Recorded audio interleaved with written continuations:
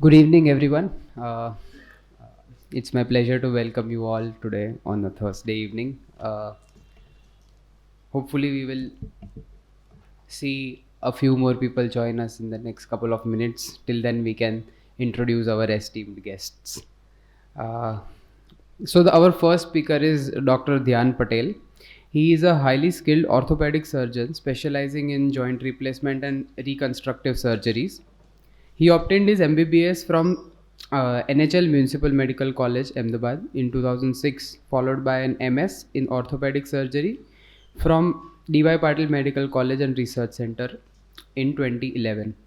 Dr. Patel pursued advanced fellowship training in joint replacement and surface arthropology in Germany and complex knee and hip replacement uh, complex knee and hip arthropology in the USA. With over 4,000 successful joint replacement surgeries to his credit, Dr. Patel is recognized for his expertise and dedication. He has also contributed to medical education through live television programs and has been serving at Samved Orthopedic Hospital for the past 12 years, delivering exceptional care and innovation in the field of orthopedics. Uh, Let us welcome Dr. Dhyan Patel.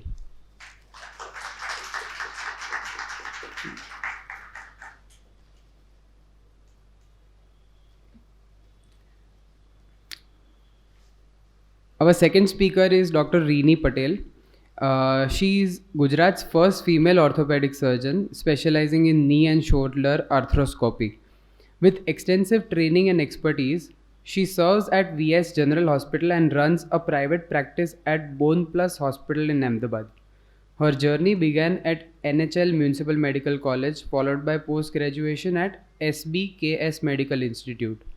She further honed her skills through international fellowships in France and locally under Dr. Kalpesh Trivedi. Dr. Patel's inspiring message emphasizes resilience. You can, even if you don't believe it.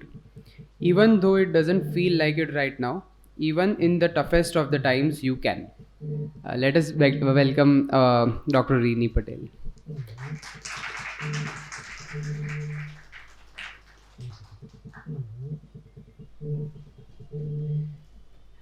With that, I will hand over the stage to Dr. Dhyan Patel.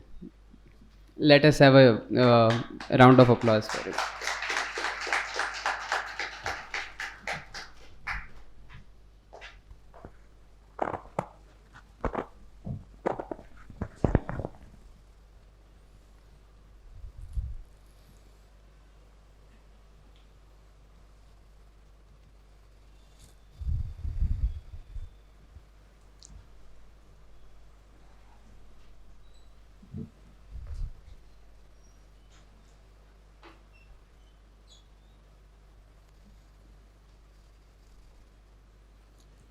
Good evening, everybody. Thank you, Anne, for kind words. જ્યારે મને અમદાવાદ મેનેજમેન્ટમાંથી ખબર પડી કે they are planning something on preventive health care, I was very excited કે ભાઈ preventive health care has always been very close to my heart. અને જેમ કીધું કે છેલ્લા 13 વર્ષથી I take talks on preventive health care in corporates, on television. Just recently, I was invited in Doordarshan for talk on knee pain prevention. So, I am very excited. Hope you all are. જ્યારે ઉન્મેશભાઈએ મને મોકલ્યું કે સાહેબ flyer તમે તમારા WhatsApp ગ્રુપમાં તમારા સર્કલમાં તમે મોકલો, એટલે મેં મોકલ્યું ઓફિસ એક્ઝિક્યુટિવ ડિસઓર્ડર્સ. બીજી જ મિનિટે 5-7 લોકોના મારા ઉપર મેસેજ આવે છે કે અરે ભાઈ આ શું નવું આવ્યું, હમણાં તો માંડ કોરોનાથી છૂટા પડ્યા છે, what is this new thing? This is nothing new. This are group of disorders, or you can say lifestyle disorders. What all are they that we will have a look. તો સૌથી પહેલું એની અંદર આવે છે બેકએક. ઓફિસમાં બેઠા બેઠા તમારું પોસ્ચર પોઝિશન ખરાબ છે, વજન ઉચક્યું, ભારે વસ્તુ ધક્કો માર્યો, ભારે વસ્તુ ખેંચી, તમને બેકએક થઈ શકે. Backache we will take in detail later on. In the age of targets, salaried માણસ છે, એન્ટરપ્રિન્યોર છે, ડૉક્ટર છે, બીજું કોઈ બી છે, દરેક જણને ટાર્ગેટ, દરેક જણને સ્ટ્રેસ હોય છે. સાયકોસોમેટિક સ્ટ્રેસ શું કરે એ જો આપણે બોલવા જઈશું તો આખું લેક્ચર બી મારું એની અંદર જ જશે અને આપણે રાત સુધી એના વિશે જ બોલીશું. પણ આપ સૌ જાણો જ છો કે ભાઈ સ્ટ્રેસથી હાઇપરટેન્શન, ડાયાબિટીસ, એન્ઝાયટી, પેનિક. હમણાં જ એનું કાગળ હું વાંચી રહ્યો હતો, એમાં જ કોઈ એન્ઝાયટી વિશે આખો એક પાનું ભરીને લખ્યું છે. અડધું જ વાંચ્યું પણ વાંચવાનું રહ્યું આગળ. પણ સ્ટ્રેસ બીજું શું શું કરે, that also we will see કે how it affects your body અને what it does to your body. Accommodation spasm. Accommodation spasm એટલે શું થાય કે જે લોકો કમ્પ્યુટર ઉપર કામ કરવાની ટેવ છે, આખો દિવસ બ્રાઇટ સ્ક્રીન ઉપર કામ કરે છે, બ્રાઇટ સ્ક્રીન પર તમે કામ કરો એટલે બ્રાઇટ લાઇટ તમારા આંખની અંદર જાય. સો યોર પ્યુપિલ, તમારી આંખની કીકી વુડ કોન્સ્ટ્રિક્ટ. એટલે એટલી ઓછી લાઇટ તમારા રટાઈના ઉપર જાય અને ફોકસ વ્યવસ્થિત થાય. હવે સેમ વસ્તુ મોબાઈલના ઝૂમમાં પણ હોય, કેમેરાના ઝૂમમાં પણ હોય કે તમે આખો દિવસ ઝૂમ ઇન ઝૂમ આઉટ કરો, તો સતત જો ઝૂમ ઇન રહ્યા કરે તો બેટરી વહેલી ખાલી થઈ જાય. એવી જ રીતે તમારા આંખની કીકી if it is constricted throughout the day, તો સાંજે ઘરે આવો એટલે પછી તમે તમારા વાઈફને કહો કે ભાઈ આજે ઓફિસમાં લમણું ચડી ગયું છે, કડક મીઠી ચા પીવડા. આઈ વન્ડર, લમણું આને કહેવાય. કોઈનું લમણું મેં તો ઘૂંટણે જોયું નથી, પણ છતાંય લમણું લોકોનું ચડી જાય. So that is accommodation spasm. આંખમાં દુખાવો થાય, બ્રો પેઇન થાય. પણ આપણે અહીંથી અટકતા નથી. આ બીજો ફોટો બતાવ્યો છે એવું તો હવે બધે જ ચાલે છે કે દરેક લોકોને રાત્રે ઘરે ગયા પછી પણ મોબાઈલની અંદર આખા પિક્ચરો જોવે છે, મોબાઈલની અંદર સિરીઝ ચાલતી હોય. રાત્રે વાઈફ કે હસબન્ડ સૂઈ જાય પણ એક માણસ તો જાગતું હોય અને મોબાઈલની અંદર જોયા જ કરે. So that continuous bright light is going to cause you accommodation spasm. અને આને ટાળવા માટે એક સિમ્પલ વસ્તુ છે, રૂલ ઓફ 2. જ્યારે તમે કામ કરતા હો, ઓફિસમાં બેઠા છો, દર 2 કલાકે ઊભા થાવ, વોશરૂમ જાઓ, પાણી પીવો, બારીની બહાર 20 ફૂટનું થોડીક વાર એને જુઓ, ફરી પાછા બેસો. ઊભા થશો, થોડું ચાલશો, પાણી પીશો, બાથરૂમ જશો, મોબિલિટી થશે, તમે બહાર જોશો, તમારા પ્યુપિલ રિલેક્સ થશે. દરેક પ્રકારના ફાયદા છે. Just simple exercise that you have to follow every day and you will be relieved from accommodation spasm. એ પછી છે ટ્રેપેઝાઇટિસ. ટ્રેપેઝિયસ એક ગરદનની પાછળ એક ડાયમંડ આકારનો એક મસલ છે. જ્યારે એનો સોજો આવી જાય છે ત્યારે આપણને ડોકમાં પુષ્કળ દુખાવો થાય છે. અમુક લોકો, જે લોકોનું કામ એવું છે, જે લોકોને ગરદન ઉપર લોડ સખત આવે ત્યારે પણ એ લોકોને તકલીફ થાય. મેકઅપ આર્ટિસ્ટ, ડેન્ટિસ્ટ, આ બધા એવા છે કે જેના તકલીફ સતત ચાલુ જ રહેતી હોય.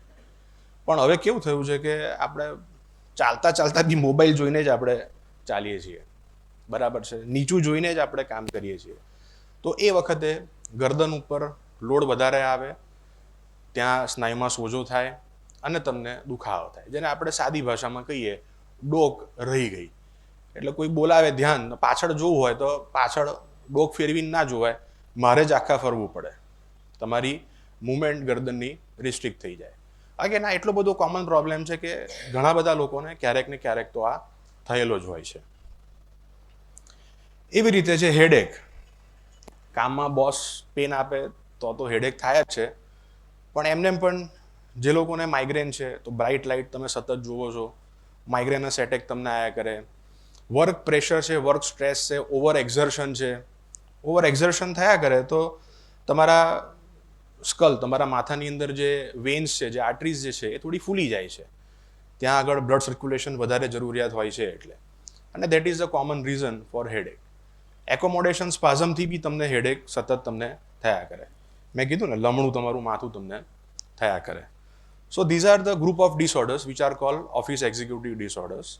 We will talk much more about backache, trapezitis, how to prevent it, dos and don'ts, what to do and what not to do.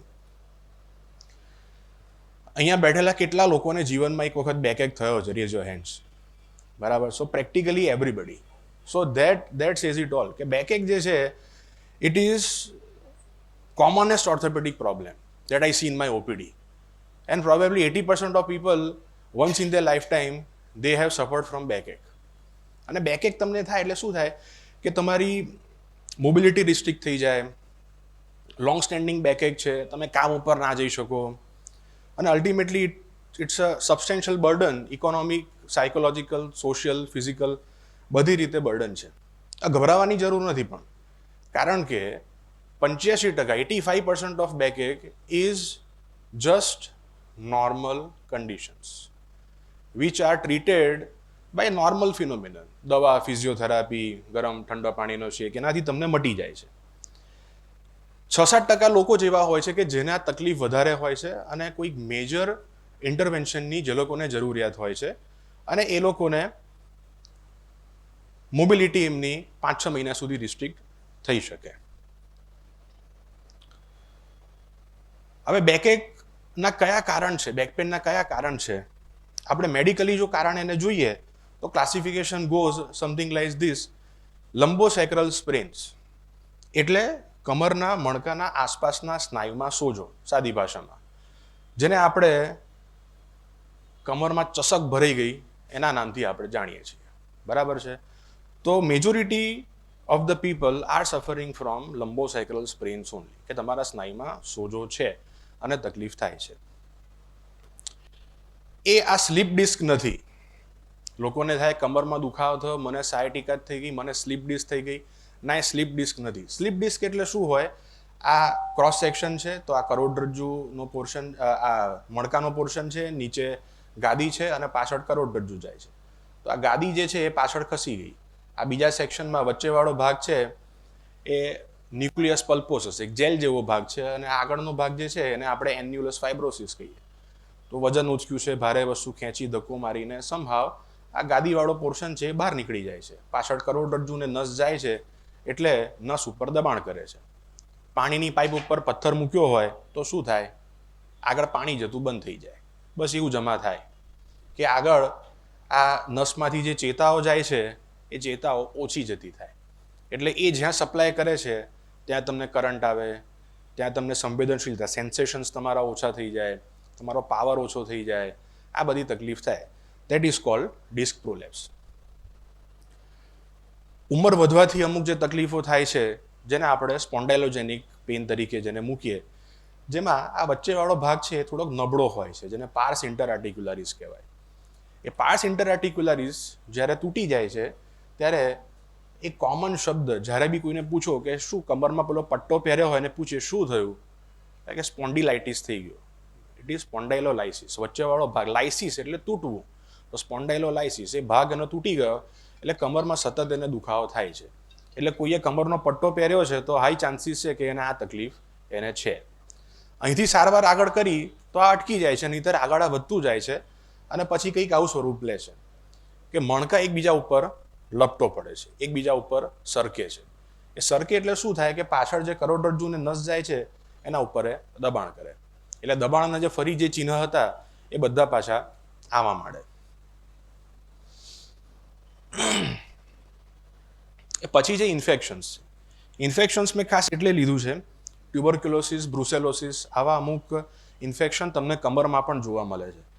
પણ હાલના જમાનાની અંદર આમ તો બધા પાસ્ચરાઇઝ મિલ્ક જ પીવે છે, પણ ફેન્સી નો ટચ્ડ અનટચ્ડ મિલ્ક એવા કાચની બોટલો, ફેન્સી બોટલોમાં આવે છે. એટલે આપણે નો ટચ્ડ અનટચ્ડ 100 રૂપિયા લીટર આપણે દૂધ મંગાવીએ છીએ, પણ જોતા નથી કે એ દૂધ પાસ્ચરાઇઝ છે કે નહીં. બરાબર છે. એટલે even though we are drinking that no touched and untouched milk, but we are not aware that the milk source, what is the cattle health.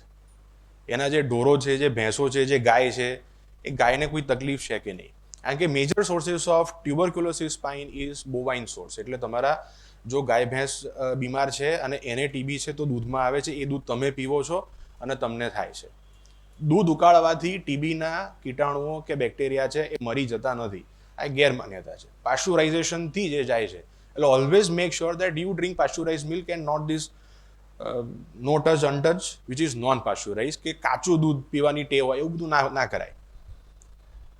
Inflammatory conditions, ઘણા લોકોને એન્કાઇલોઝિંગ સ્પોન્ડિલાઇટિસ આ નામની એક બીમારી હોય છે, કે સવારે ઉઠો અને શરીર એકદમ જકડાયેલું હોય.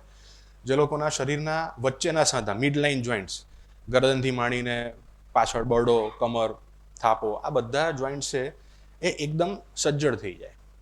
આ થવાનું કોઈ કારણ નથી હોતું, કુદરતી રીતે આ થતું હોય અને એકદમ સજ્જડ થઈ જાય, એની મુવમેન્ટ કમ્પ્લીટલી રિસ્ટ્રિક્ટેડ થઈ જાય. જેવું પેલા ડોક જ હતી, પણ આ ભાઈને પાછા જોવું છે તો આખા જ ફરીને એને જોવું પડે. અને અલ્ટિમેટલી આવું બેમ્બુ સ્પાઇન, વાંસ કેવું હોય આજે બાજુમાં બતાવ્યું છે એવું પિક્ચર થઈ જાય, which is called bamboo spine. Viscerogenic back pain એટલે ક્યારેક તકલીફ કમરમાં નથી, તકલીફ કોઈ બીજી જગ્યાએ છે. કિડનીમાં સ્ટોન થયો છે, કિડનીમાં સ્ટોનમાં એને સખત દુખાવા સાથે આવે. લોઇન પેન, કેડમાં દુખાવો હોય અને તમે સોનોગ્રાફી કરાવો તો ખબર પડે બી તકલીફ તો કિડનીમાં છે, કમરમાં તકલીફ નથી. Last but not the least, psychogenic back pain. અહીંયા બેનનો ફોટો બતાવ્યો છે એટલે એવું મને ના માનતા કે હું જેન્ડર બાયસ છું, પણ સપોઝ 40-45 વર્ષના બેન તમારા ઓપીડીમાં આવે છે કમરના દુખાવા સાથે, એને તપાસ કરો છો, એને તપાસમાં કોઈ તકલીફ નીકળતી નથી, તમે એને ઇન્વેસ્ટિગેશન કરાવો છો, ઇન્વેસ્ટિગેશનમાં પણ કોઈ તકલીફ નીકળતી નથી, એટલે બેઝિકલી બેનનો તકલીફ એ બેનના હસબન્ડથી સોલ્વ થશે, તમારાથી નહીં. That is psychologic back pain. અને આવું બેનને કહેશો તો બેન તમને સેન્ડલ બી મારી શકે, એટલે એના હસબન્ડને જ કહેવું કે ભાઈ આ તકલીફ છે એમને. હવે જે જણાવ્યું કે બેકએક ના કયા કયા કારણો હતા, પણ એ પ્રિસીડિંગ ફેક્ટર્સ કે આ બધી વસ્તુના લીધે તમે પેલા તરફ જઈ શકો છો, આ એવા કારણ છે. જ્યારે હું આ સ્લાઇડનો ફોટો મોકલું એટલે 2-5 જણા તો પોતાના ખુરશીમાં સરખા થઈ જ જાય, બરાબર. And this is the major factor, poor sitting posture. 5 જ મિનિટ વ્યક્તિ આ પોઝિશનમાં બેસે છે, એ પછી ખબર નહીં કયા પ્રકારે પગ હોય છે, કયા પ્રકારે હાથ હોય છે. ગમે તે દિશામાં, મારા છોકરાઓની જ વાત કરું તો ટીવી જોવા બેઠા છે, 5 મિનિટ બી સીધા બેસતા નથી, પછી તો મોઢું બી કંઈક દિશામાં હોય છે, પગ નીચે હોય છે.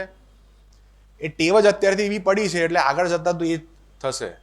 મારા હોસ્પિટલમાં બધી ખુરશીના બેકરેસ જે છે ને એ એવા એની કમાન વળી ગઈ છે. કેમ? કારણ કે લોકોની બેસવાની રીત જ એવી છે. પુઅર પોસ્ચર, તમારા સ્નાયુ એટલા નબળા છે, મજબૂત નથી અને તમને કમરની તકલીફો તમને થાય. આવી રીતે બેસનારા તો મેં કીધું ને 5 જ મિનિટ બેસે, નહીતર પછી ક્રિકેટમાં 6 વાગી એટલે આ પોસ્ચર આવે અને હારતા હોઈએ તો આવું પોસ્ચર થઈ જાય અને ધીરે ધીરે થાય કે આ ભાઈ હવે ખુરશીમાંથી જ પડી જશે. આ સ્લાઇડ હું બતાવું છું અને હું બોલું છું ને એમાં જ મને કંઈક અજુગતું લાગે છે કે સ્કૂલમાં એવું શીખવાડ્યું કે જે ટટ્ટાર ઊભો રહેતું પ્રાણી હોય ને એને મનુષ્ય કહેવાય, બરાબર છે. પણ ધીરે ધીરે તમે ખૂંદમાંથી સીધા થયા અને ફરી તમે હમ્ડવાળા તમે બનતા જાઓ છો. So many people are going towards reverse evolution. અને એવી ખૂંદ એમને નીકળી જાય કે આપણને થાય કે આખા ધરતીનો બોજ આ ભાઈ ઉપર જ આવેલો છે એટલે વળી ગયા છે. પણ ધીસ ઇઝ વેરી ઇનકરેક્ટ કે તમારા ઘૂંટણ બી વળેલા છે, તમે ખૂન કાઢીને તમે ચાલો છો.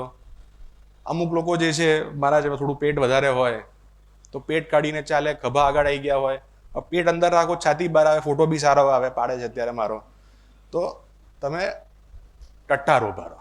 આમાં કશું નવું નથી, કોઈ રોકેટ સાયન્સ નથી, પણ છતાંય કહેવું પડે છે because posture is very bad. આજે વાત કરીએ, the syndrome is called text નેક સિન્ડ્રોમ. દરરોજ અત્યારે હાલ આ પરિસ્થિતિ જોવા મળે છે કે બધા જે હોય આખો દિવસ મોબાઈલમાં અંદર પેઠેલા જ હોય છે. એક નાનો ઇન્સિડન્સ કહું, હું અહીંયા એએમએમાં હોસ્પિટલથી આવવા નીકળ્યો ત્યારે રસ્તો ક્રોસ કરતા, મારી ગાડી રસ્તો ક્રોસ કરતી હતી અને એક બેન, એનો ડોગ, અનલિસ્ટ ડોગ, પટ્ટો બાંધ્યો નહોતો, બેન સતત મોબાઈલમાં હતા. મેં હોર્ન માર્યો, બેન ના ખસ્યા, ના સાંભળ્યું, એટલે છેવટે બેનને 2 હાથ જોડી આશીર્વાદ લઈ અને અહીંયા લેક્ચરમાં હું આવ્યો. એટલે આવા લોકો, મારું તો નામ ધ્યાન છે એટલે હું ધ્યાન રાખીને ચલાવું છું, પણ તમે મને રાખજો તો તમને તકલીફ ના પડે. એટલે આ શું ફિનોમિનન હોય છે, શું મજા આવે છે, મને નથી ખબર પડતી. પણ આનાથી શું થાય કે જ્યારે તમે સીધી રાખો છો ડોક તો તમારા માથું, સ્કલ, બ્રેન, એનું વજન જે છે એટલું જ આવે છે. જેમ જેમ તમે આગળ એને વાળતા જાઓ છો એમ 60 ડિગ્રી જો તમારું નેક બેન્ડ છે તો 60 pound pressure comes on the નેક. તો એટલું તમારે ગરદનના મણકાનો ઘસારો, આ ટ્રેપેઝાઇટિસ, આ બધી તકલીફ જે છે એ વધતી જાય છે. અને જેમ લોકો મારી પાસે આવે ને તો હું પૂછું કે ભાઈ ટ્રાવેલિંગ કર્યું, ઉશીકું બદલ્યું, વજન ઉચક્યું, એવી કોઈ પોઝિશન, પછી બાજુમાંથી વાઈફ કહે કે સાહેબ આખો દિવસ ફોનમાં જ હોય છે. તો એ આનું કારણ જ આ છે, ફોનમાં હોવું એટલે. So the solution is reduce your screen time. તો મારી પાસે નહીં આવવું પડે. એવી રીતે જેમ આગળ વાત કરી કે સ્ટ્રેસ, મેં કીધું બધા જાણે જ છે કે સ્ટ્રેસમાં શું થાય છે.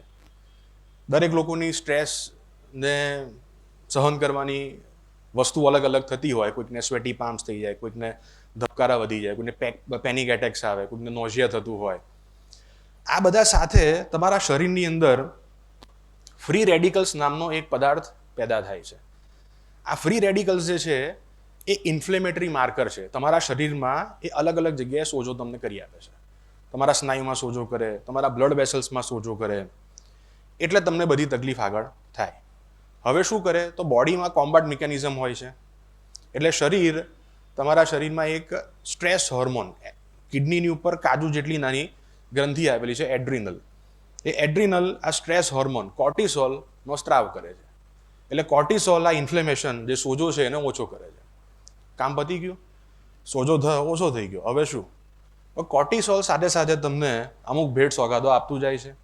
કોર્ટિસોલ તમારા ફેટ ડિપોઝિટ કરે છે, વજન વધારે છે. કોર્ટિસોલ તમારું ઇન્સ્યુલિન રેઝિસ્ટન્સ વધારે છે, શુગર વધારે, ડાયાબિટીસ તરફ તમને લઈ જાય. તમારા હાડકામાંથી કેલ્શિયમ જે છે એ બહાર કાઢી લાવે છે, તમને ઓસ્ટિયોપોરોસિસ કરે છે. તો આ બધી વસ્તુ તમને સ્ટ્રેસ એક સાથે તમને આપે છે. કરવું શું પણ ભાઈ? આ બધું તો થઈ ગયું. તો એવી વસ્તુ જ્યારે તમે કરો જે તમને ગમે છે, અથવા તમે એક્સરસાઇઝ તરફ પ્રયાણ કરો, તમે દિવસમાં 1 કલાક ચાલો છો ઉદાહરણ તરીકે, સવારે ઉઠીને ચાલ્યા, તો ચાલતી વખતે શરીરમાં એક હેપી હોર્મોન એન્ડોર્ફિન્સ પેદા થાય છે. આ જ્યારે એન્ડોર્ફિન્સ પેદા થાય છે તો આ ફ્રી રેડિકલ્સને જ ત્યાં આગળ ખતમ કરી દે છે. અને આગળ કોઈ આ જે વિધિ મેં કીધી એક બી થતી નથી. એટલે આજના લેક્ચર પછી તમે શું કરો શું નહીં, પણ જો 1 કલાક ચાલવાનું ચાલુ કરશો તો આ એન્ડોર્ફિન્સ રિલીઝ થશે અને આ સ્ટ્રેસને લગતી બધી જ સમસ્યા દૂર થશે. અને ચાલવાના ફાયદા તો અનેક છે. તમે ચાલો છો, વજન ઓછું થાય છે. તમે ચાલો છો, તમારા હાડકાં મજબૂત રહે છે. 20 મિનિટ 20 વર્ષ સુધી જો તમે ચાલો તો that is equivalent to natural bypass surgery. એ તમારા હૃદયની અંદર કોલેટરલ્સ બને છે, એટલે નેચરલ બાયપાસ જેવું થઈ જાય છે. તમારું શુગર કંટ્રોલમાં રહે છે. એટલે ચાલવાના ફાયદા તો અનેક છે જેને આપણે જોઈ શકતા જ નથી. ભીનું ફ્લોર છે, લીસી સપાટી છે, તો ધ્યાન રાખવું. પડી જવાય તો પડાય તો એ વખતે મણકામાં આવી રીતે વેજ કોમ્પ્રેશન ફ્રેક્ચર કે ઓસ્ટિયોપોરોસિસ હોય, હાડકાં નબળા થઈ ગયા હોય તો તરત આ વસ્તુ થઈ શકે. એવી જ રીતે ઓસ્ટિયોપોરોસિસ, હાડકાનું બંધારણીય માળખું જ્યારે નબળું પડી જાય ત્યારે હાડકાં બરડ બની જાય છે. બરડ બની જાય એટલે વિથ ટ્રિવિયલ ટ્રોમા ફ્રેક્ચરેબલ થઈ જાય. ટ્રિવિયલ ટ્રોમા એટલે કેવું કે આપણા અમદાવાદના રસ્તા એટલા સરસ હોય છે ચોમાસા દરમિયાન કે ઉંમરવાળી વ્યક્તિ જો રિક્ષામાં બેસી અને ગઈ અને એટલા ખાડા ખપચામાં એને કમરમાં એને થઈ ગયો, તો હોઈ શકે કે એને વેજ કોમ્પ્રેશન ફ્રેક્ચર જે બતાવ્યું હતું એ એને થઈ ગયું હોય. તો એ ઓસ્ટિયોપોરોસિસના લીધે થઈ શકે. હવે આ સ્લાઇડ મૂકી કહેશો કે સાહેબ બેઠક અને ખાવાના શું લેવા દેવા છે, ગમે તે તમે બતાવો છો. ના, પણ એવું નથી. આ ઓફિસ એક્ઝિક્યુટિવ ડિસઓર્ડર એટલે ઓફિસમાં તમને ખબર છે કે what is your next day, what is your tomorrow. Your tomorrow is lined up with 5 meetings, 6 meetings. હવે દરેક મિટિંગની અંદર તમે ખાંડવાળી ચા પીવો છો.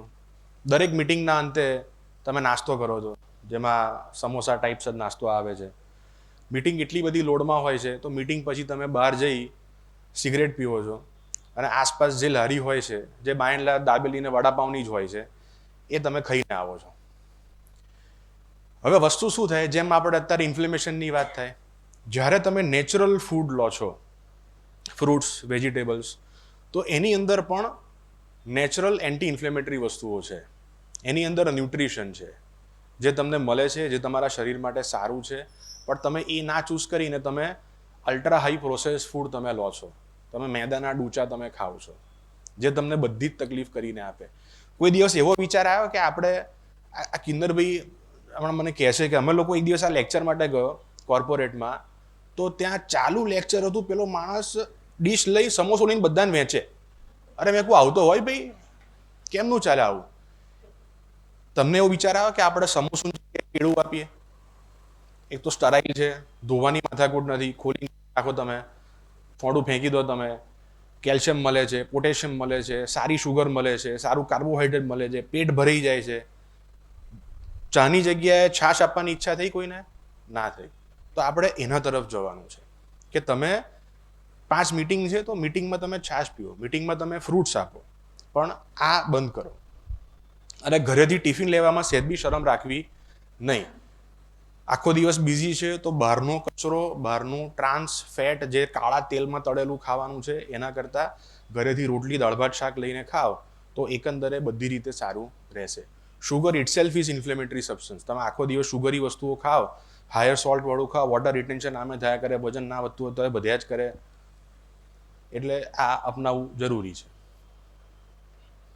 એ ના કરો તો પછી ઓબેસિટી થાય, ઓબેસિટી થશે, એમને વીકર એબડોમિનલ મસલ્સ અને બેકેકના ઇશ્યુઝ આવા લોકોને થયા જ કરે છે. સાથે સાથે બીજું ઘણું બધું છે, હાર્ટ, બ્લડ પ્રેશર, આ તે જે આપણે સૌ કોઈ જાણીએ છીએ કે ભાઈ ઓબેસિટીથી શું થાય. વાત થઈ કે ભાઈ બેકેક છે તો બેકેક સાથે શું થાય? તો બેકેક સાથે એટલો દુખાવો છે, રોજિંદા જીવનના કામ, activities of daily living life are hampered, બરાબર? એટલે નથી કરી શકતો, મોબિલિટી નથી થતી, ઓફિસ નથી જઈ શકતા, એટલે ઓફિસવાળા એનો પગાર કાપે છે, ઘરે પૈસા આવતા નથી, અલ્ટિમેટલી ઓફિસનું બી ફાઇનાન્શિયલ સેટબેક છે અને એનું પણ ફાઇનાન્શિયલ એન્ડ સાયકોલોજીકલ સેટબેક. અને પછી પરિસ્થિતિ એવી થાય છે ક્યારેક કે આ પેન સાથે muscle guarding, muscle spasm inflammation, restriction of movement, muscle weakness, છેલ્લે પછી આ બધું એંગર, ફ્રસ્ટ્રેશન, હેલ્પલેસનેસ, ઇરિટેબિલિટી, આ સ્ટેજમાં માણસ સતત રહ્યા કરે. અને કોઈને પૂછો કમરનો દુખાવો કે મને તો 20 વર્ષથી છે, એટલે પણ 20 વર્ષ સુધી તે શું કર્યું? ના તે નિદાન કરાયું, ના તે સારવાર લીધી, 20 વર્ષ તે સહન કર્યો દુખાવો. એટલે એ તમે આ પેનવાળો પોર્શન જો આ ના કાઢો તો આ તો સાયકલ જે છે એ સતત ચાલ્યા જ કરે છે. So always take help, go to a doctor and get diagnosed. આ મેં સ્લાઇડ જ એટલે મૂકી છે કે આપણે અહીંયા યુનિવર્સિટી ઓફ ગૂગલ અને વોટ્સએપના જમાનામાં ડૉક્ટર પાસે જવું અનિવાર્ય છે. Because Google and WhatsApp will give you information. Information can be right or wrong. When you go to a doctor with his knowledge will diagnose you. So there is a difference between information and knowledge. Knowledge is acquired through studies, through experience. એટલે હંમેશા એ knowledge તરફ પ્રયાણ કરો, નહીં કે information. Doctor સાથે જઈએ, જરૂરત પડશે તો એ x ray, majority of the cases are solved by x ray, એનું ડાયગ્નોસિસ થઈ જાય છે, આગળ શું કરવું એ નક્કી થઈ જાય છે. ના થાય તો પછી એમઆરઆઈની જરૂરિયાત પડે. આ એમઆરઆઈ જેવું પેલું ડિસ્ક પ્રોલેપ્સ બતાવ્યું હતું, તો આ મણકો, આ ગાદી કરોડરજ્જુ, આ મણકો આ બલૂનની જેમ બહાર નીકળી ગયો છે, એટલે ગાદીનું એ દબાણ કરે છે, એવું આપણે જોઈ શકીએ. અમુક કિસ્સાની અંદર ફ્રેક્ચર જેવા કેસ છે જેમાં આપણે સીટી સ્કેનની પણ જરૂરિયાત પડી શકે. આ સીટી સ્કેન ફ્રેક્ચરવાળો પોર્શન બતાવી રહ્યું છે. ટ્રીટમેન્ટ મેં કીધું કે 80% લોકો જે છે એને સામાન્ય દવાઓ, પેઇન કિલર્સ, મસલ રિલેક્સન્ટ, ઓસ્ટિયોપોરોસિસ છે તો કેલ્શિયમ, આ બધાથી એને બાય એન્ડ લાર્જ કામ થઈ જતું હોય છે. સાથે ફિઝિયોથેરાપીમાં મોડાલિટીઝ લો, કસરત કરો, લાઇફસ્ટાઇલ મોડિફિકેશન વેરી ઇમ્પોર્ટન્ટ. જરૂર પડે તમે કમરના પટ્ટા, ગરદનના પટ્ટા એ પહેરો. ઇન્જેક્શન, સ્પાઇનલ કેનાલ સ્ટીનોસિસ, જેને નસનો માર્ગ સાંકડો થઈ ગયો છે એવા લોકોને ઇન્જેક્શન તમે આપો, એપિડ્યુરલ ઇન્જેક્શન, ગરદનમાં એપિડ્યુરલ ઇન્જેક્શન, ઘણો ફાયદો થતો હોય. ના છૂટકે જરૂર પડે એવા કેસીસ હોય જેની અંદર સર્જરી પણ આવશ્યક હોય, તો સર્જરી ઇઝ ક્યોરેટિવ. એ પછી તકલીફ ચાલુ રહેતી નથી, તો સર્જરી પણ કરાવવી જોઈએ જ્યારે જેને જરૂર પડે એને. પેઇન મેડિકેશન માટે છે ને મિથ્સ, અર્ધસત્યો બધા બહુ હોય છે. અહીંયા બી બેઠા છે ને એમાં અમુક એવા લોકો છે જે એવરીડે મને કહે ઓપીડીમાં, હું પેઇન કિલર લેતો નથી. પણ કેમ નહીં? એટલે કે પેઇન કિલરની આદત પડી જાય, કિડની ખરાબ થઈ જાય, આંતરડામાં કાણું પડી જાય. આ જ પેશન્ટ ઓપીડીમાંથી નીકળી અને મારા હોસ્પિટલની નીચે પાણીપુરીની લારીવાળો છે, સીધો પાણીપુરી ખાવા જાય છે, નોઈંગ કે આ પાણીપુરી ખાવાથી મને ડાયરિયા થશે, છતાં બી એ પાણીના ચૂસકા ભરી ભરીને ખાય છે. બરાબર છે? તો અહીંયા રોલ છે નોલેજ અને ઇન્ફોર્મેશનનો, કે હોસ્પિટલમાં આવો છો તો ડૉક્ટર હિસ્ટ્રી પૂછે છે, એ ખબર છે તો એ તમને કોઈ ઓપિયોઇડ નથી આપતો જેની આદત લાગે, એવી દવા નથી આપતો જે કિડની ખરાબ કરે. આ બધી એક્યુટ મેડિકેશન્સ છે, અઠવાડિયું 10 દિવસ 2-5 દિવસ લેવાની હોય છે, કંઈ વર્ષો વર્ષ ડાયાબિટીસ બ્લડ પ્રેશરની જેમ લેવાની નથી હોતી. અને એસિડિટીની તકલીફ છે તો એની દવા આપે છે. એટલે આવું કશું જ ના થાય.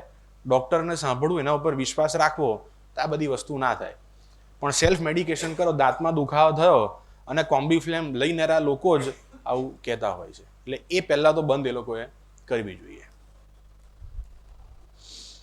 સાદી કસરત, back extension exercises, straight leg raise તમે કરો, ઊંધા થઈ અને ઘૂંટણની મૂવમેન્ટ કરો, આ બધી કમરની સાદી કસરતો છે જે આપણે કરવી જોઈએ.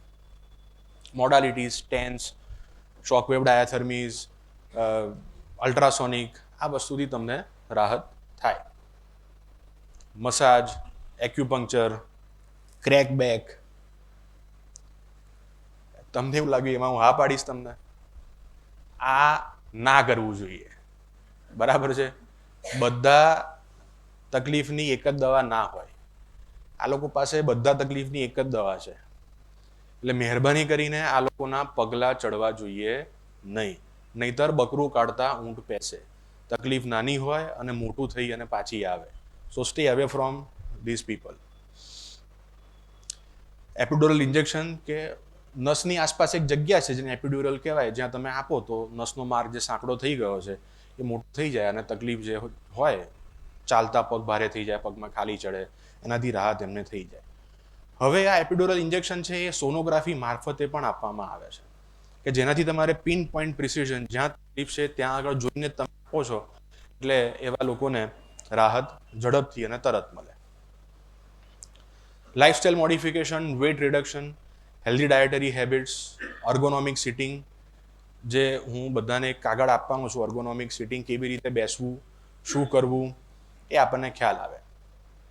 Restriction of screen time, mobile usage. Surgery ફક્ત મેં કહેવા માટે લખી, પણ ગાદી જેની ખસી ગઈ છે તો ડિસ્કેક્ટોમી, લેમિનેક્ટોમી, જેને પેલો મણકો લપટો પડ્યો છે એવા લોકોને સ્ક્રૂ ફિક્સેશન કરવામાં આવે. અને સર્જરી મેં કીધું હોય કે ઇટ ઇઝ અ ક્યોરેટિવ ફિનોમિનન, કે તમને પછી તકલીફ છે મટી જાય છે, ચાલુ રહેતી નથી. અને નાવ this are all very safe surgeries. શું કરવું અને શું ના કરવું? જેને લાંબુ ઊભા રહેવાનું છે એને એક સાદો, નીચે રસોડામાં બહેનો રસોઈ કરે છે તો એક નાનો પાટલો રાખીને ઊભા હોય તો કમર ઉપર લોડ ઓછો આવે. આ અહીંયા છે તો હંમેશા જ્યારે બી પોડિયમ હોય, એમાં લેક્ચર આપવાનું હોય તો હંમેશા ત્યાં આગળ ફૂટરેસ્ટ હોય જ, એક હોય જ જ્યાં તમે પગ રાખી શકો. એવું રાખશો તો કમર ઉપર લોડ ઓછો આવે, તકલીફ તમને ઓછી થાય. સિમિલરલી કોઈ વજન ઉચકવાનું આવ્યું તો ડિવાઈડ ઇન્ટુ ઇક્વલ હાફ્સ. એક સાઈડે 2 કિલો પકડીને કરશો તો એક બાજુ સ્ટ્રેન વધારે આવે, તકલીફ થાય. એના કરતાં 1 કિલો ડુંગળી ને 1 કિલો બટાકા છે તો બંને હાથે પકડો તો ચાલે. 1 કિલો એક બાજુ પકડશો તો તકલીફ થાય. જ્યારે કોઈ વસ્તુ નીચેથી લેવી છે તો હંમેશા ઘૂંટણેથી વાંકા વળી અને વસ્તુ લેવી, નહીં કે કમરેથી વાંકા વળી અને વસ્તુ લેવી. આમ કરીને વસ્તુ લેવાની, આમ કરીને લો તો પછી તમારે કમર જ પકડવાની આવે. સો ઓલવેઝ મેક શ્યોર કે આ તો દરેક લોકોને આ જોવા મળતું જ હોય છે. જે લોકોને કમરની તકલીફ છે, જે લોકોને ડાયાબિટીસ છે, જે લોકોને ફ્રોઝન શોલ્ડર છે, એવા લોકોએ ઉપરથી ફાઇલ લેવી છે, રસોડામાંથી બરણી લેવી છે, ફ્લાઇટમાં કેબિન બેગેજ મૂકવો છે, લેવો છે, ફ્લાઇટવાળામાં સ્ટુઅર્ડ કેર હોસ્ટેસની હેલ્પ લેવી, ને અહીંયા સ્ટૂલ મૂકી અને સ્ટૂલથી વસ્તુઓ તમારે લેવાની. ઉપરથી લેશો તો કમર બી જશે અને ખભાના જો સ્નાયુ ફાટી જશે તો પછી તકલીફનો પાર નહીં. કોઈ વસ્તુ વજન ઉચકીને લઈને જવી છે, ભારે વસ્તુ, આ ખુરશી લેવી છે તો જેટલી હું પાસે રાખીશ એટલું મને વજન એનું ઓછું લાગશે, જેટલી દૂર લઈ જઈશ એટલી એ વસ્તુ મને ભારે લાગશે. ઉચ્ચાલનનો નિયમ છે, દૂર લઈ જાઓ વસ્તુ તમને ભારે લાગે, એટલે પાસે લઈ જઈ અને લેવાની. અને જરૂર પડે કોઈકની મદદ લેવાની, મદદમાં શરમ રાખવી નહીં. આ બહુ ઇન્ટરેસ્ટિંગ વસ્તુ છે. એક દિવસ 11:30 વાગે મને પેશન્ટનો ફોન આવે છે, સાહેબ હું આ હોટલમાં આવ્યો છું અને કયું ઉશીકું વાપરું? મેં કહું ભાઈ તે કંઈ ટીકાવતમાં છે તું, કયું વાપરું મને પૂછે, ઉશીકું હોય તો કે ના અહીંયા પીલો મેન્યુ છે. એ સાંભળીને હું પલંગ પરથી પડી ગયો. મેં કહું આ pillow menu, what is pillow menu? I have never heard of it. પણ એને મને ફોટો મોકલ્યા, આવા ફેન્સી નામ હતા, ફેધર ને ડાઉન ને મેમરી ફોમ ને વોટ નોટ, બરાબર છે. અને ઇનફેક્ટ હોય છે ફેન્સી હોટલની અંદર આવા પીલો મેન્યુઝ હોય છે જે તમને કહે ગીઝ ફેધર પીલો, પૂછડા પીલો, ઢેકણા પીલો. લોકોના સવાલ હોય છે કે ગાદલું કેવું વાપરવું, ઉશીકું કેવું વાપરવું. આવું બધું કન્ફ્યુઝન કરવાની જરૂર નથી. સિમ્પલ સરળ વસ્તુ કે ગાદલું કે ઉશીકું તમારા નાકની ટોચને અડો એવું હોવું જોઈએ, દેટ ઇઝ ફર્મ. તમારા હોઠને અડો, દેટ ઇઝ સોફ્ટ. તમારા કપાળને અડો, that is hard. So it should neither be hard nor soft, it should be firm. બરાબર છે? એટલે ફર્મ રાખવું. અને જેને કમરની તકલીફ જે છે તો એવા લોકો રાત્રે સૂતા પગ નીચે પણ ઉશીકું રાખશે તો કમર ઉપર લોડ ઓછો આવે, દુખાવો ઓછો થાય. એક બાજુ કરવટ લઈને ઊંઘવાની આદત હોય પડખું ફરીને તો there is no problem, they can sleep, that is good in fact. સીધા સૂવા માટે આ ખાસ કામમાં લાગે. Again few exercises from superman pose to side plank, cat and camel extension, cobra pose, આ બ્રિજ ઉપર કરો. આ સાદી બેક સ્ટ્રેન્થનિંગ એક્સરસાઇઝ છે. અને કસરત જ્યારે કરો સ્ટ્રેન્થનિંગ કરવા માટે ત્યારે 6 અઠવાડિયા લાગે. એ તમે કાલે કરો ને કોઈ હવે સ્ટ્રેન્થન થઈ ગઈ એવું ના થાય. It takes at least 6 weeks time. Ergonomic sitting જે મેં વાત કરી કે આવી રીતે બેસવું નહીં, ભાઈ જગ્યા જ નથી, સ્ક્રીન નીચે છે, હમ બેક થઈને બેસવું નહીં. શું કરવું? આવી રીતનું કોઈક સિટિંગ હોવી જોઈએ. જ્યારે તમે બેઠા છો ત્યારે તમારો થાઈ should be parallel to the floor. તમારે નીચે ફૂટરેસ્ટ હોવું જોઈએ.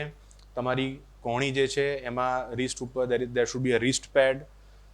તમારા આંખની લાઇનની અંદર કમ્પ્યુટર સ્ક્રીન હોવું જોઈએ. If you are using laptop તો લેપટોપના પણ એવા સ્ટેન્ડ આવે છે જે ઉપર મૂકો, સો your I should be exactly in line with the laptop. અને 20 ડિગ્રી ગરદનની મુવમેન્ટ તમારે થાય ત્યાં સુધી બરાબર છે. જો નીચે જોવાનું હશે તો જે કીધું છે કે ગરદનની તકલીફ તમને થઈ શકે. તો everyone should follow in the office this ergonomic sitting basics. Now ending my talk, so these are few take home messages જે મેં તમને સમજાવ્યું કે મોબિલિટી એક્સરસાઇઝીસ થોડુંક ચાલશો હળવું, પછી એવું નથી કે આપણે દરરોજ મેરેથોન દોડવી, પણ light walk, 1 hour walk that is sufficient. કમરની તકલીફ છે તો muscle strengthening exercises, isometric exercises, that is good. Take regular breaks, follow that 2-minute rule, correct posture, healthy dietary habits, proper hydration, 3 થી 5 લીટર પાણી તમારે દરરોજ પીવું જોઈએ. Avoid heavy weight lifting or forward bending activities અને reduce your screen time. આ ઘણી બધી વસ્તુઓ માટે જવાબદાર હોય છે. કુટુંબમાં બેઠા હોય 4 જણા, 4 જણા મોબાઈલમાં જ હોય છે, એકબીજા સાથે વાત જ નથી કરતા હોતા, બરાબર? આ બધી વસ્તુ પણ આનાથી ઓછી થશે, which is necessary. So thank you. Here I end my talk.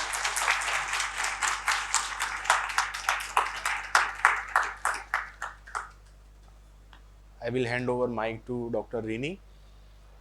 She will speak on gym injuries prevention.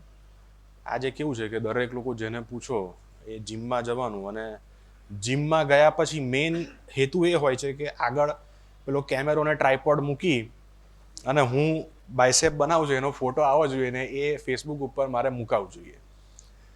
પણ ખોટી રીતે કસરતોથી ઘણી બધી ઇન્જરીઝ થાય છે. તો again preventive, why not to come to us, એ માટે શી વિલ સ્પીક. અને પછી we will take question answers for people, અમારા બંને માટેના કોમન. અરે અહીંયા બેસવું છે તો અહીંયા.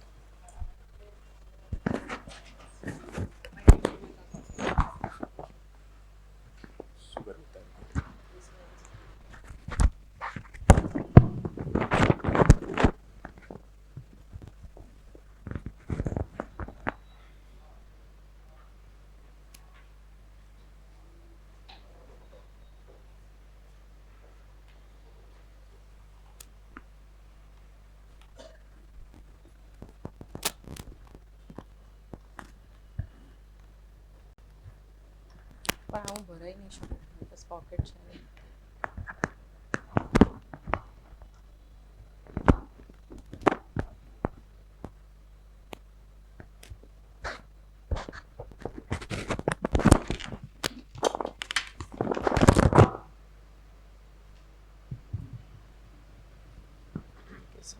Good evening, everyone. So that was a wonderful lecture by Dr. Dhyan on office executive disorders. તો એમના લેક્ચરમાં આપણે જોયું કે ઓફિસની 4 દિવાલમાં બેસવાથી અને બેઠાડી જિંદગીથી શું તકલીફો થાય છે. હવે મારા લેક્ચરમાં આપણે એ જોઈશું કે તમારી એક્ટિવ લાઈફ, કે તમે સ્પોર્ટ્સ રમતા હો, તમે જીમમાં હો, અને એ વસ્તુનાથી શું ઇન્જરીઝ થાય છે અને એને આપણે કઈ રીતે પ્રિવેન્ટ કરી શકીશું. તો હું મારું લેક્ચર ચાલુ કરતાં પહેલાં ઓડિયન્સમાંથી પૂછવા માગું છું કે આમાંથી કેટલા એવા છે કે જે રેગ્યુલરલી જીમમાં જાય છે? Okay, so very few. So I have very few ઓડિયન્સીસ.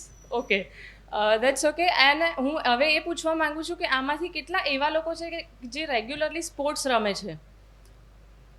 Okay, so I have more with sports. Okay, so now I will start my talk.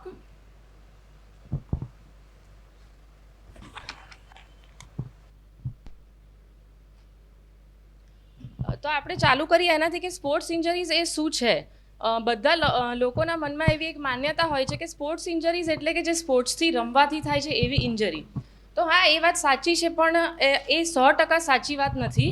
કારણ કે સ્પોર્ટ્સ રમવાથી જે ઇન્જરીઝ થાય એ આપણી રોજબરોજમાં આપણે જે એક્ટિવિટીઝ કરતા હોઈએ છીએ એનાથી પણ થઈ શકે છે.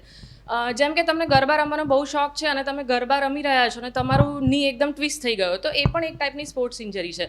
અત્યારે જેમ નવેમ્બર ચાલુ થયો નથી કે તમને બધા ફ્લાયર્સ આવવા મળશે મેરેથોનના. લોકો અત્યારે અવેરનેસ માટે મેરેથોન રાખતા હોય છે. બ્રેસ્ટ કેન્સર અવેરનેસ, તો મેરેથોન રાખી દીધી.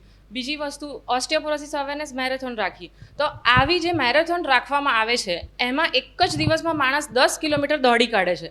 એના પછી તમને જે ઘૂંટણમાં તકલીફ થાય છે એ પણ એક ટાઈપની સ્પોર્ટ્સ ઇન્જરીઝ છે. તો એવું નથી કે માત્ર સ્પોર્ટ્સ રમવાના કારણે જે ઇન્જરીઝ થાય છે એ જ આની અંદર આવે છે. બાકી રોજિંદા જીવનની અંદર આપણે જે એક્ટિવિટી કરતા હોઈએ છીએ એના કારણે જે થાય એ બધી પણ સ્પોર્ટ્સ ઇન્જરીઝમાં ગણવામાં આવશે. હવે આજના ટોપિકની અંદર આપણે સ્પોર્ટ્સ ઇન્જરી કે જે આપણા સ્નાયુઓ, ટેન્ડન, લિગામેન્ટ, બોન એ બધાને અફેક્ટ કરે છે એના ઉપર ચર્ચા કરવાના છીએ અને એનું પ્રિવેન્શન કઈ રીતે કરીશું એના ઉપર ચર્ચા કરવાના છીએ, જેને આપણે મસ્ક્યુલોસ્કેલેટલ સિસ્ટમ કહીએ છીએ.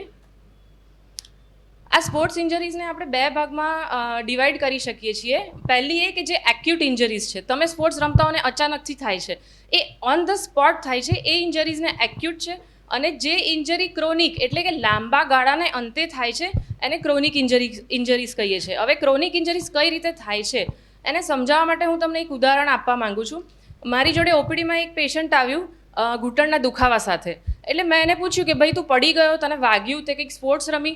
એણે કીધું ના, મને કંઈ જ નથી થયું. મેં કીધું થોડું યાદ કર, તને હશે, કંઈક તો હશે જ 1-2 અઠવાડિયાની અંદર જેના લીધે તને આ ઘૂંટણનો દુખાવો થયો છે. એણે કીધું કે ના, એવું કંઈ જ નથી કે જે છેલ્લા 2-3 અઠવાડિયામાં થયું હોય. મેં કીધું સારું, થોડું હજી વધારે યાદ કર, થોડો દુખાવો હતો તને પહેલાં? એટલે પછી એણે મને કીધું કે હા, જ્યારે હું જીમમાં સ્ક્વોટ કરતો હતો ત્યારે મને સામાન્ય દુખાવો હતો 2-3 મહિનાથી, પણ એ દુખાવા સાથે મેં મારી એક્ટિવિટીઝ અને મેં મારી એક્સરસાઇઝ બધી જેમ કરતો હતો એમ જ ચાલુ રાખી છે. તો આવી રીતે સામાન્ય જે ઘૂંટણનો દુખાવો હતો એને ઇગ્નોર કરવાથી એ લાંબા ગાળે એને મોટું સ્વરૂપ ધારણ કરે છે અને એને મેનિસ્કસ ઇન્જરી થઈ છે.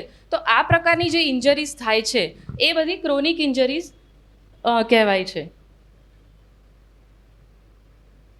હવે આ થોડા વિડીયોઝ મેં લીધા છે. રમતા વખતે જ્યારે 2 પ્લેયર્સ આવી રીતે અથડાય છે ત્યારે સિરિયસ ઇન્જરીઝ થાય છે. આ બધી સ્પોર્ટ્સ ઇન્જરીઝ છે.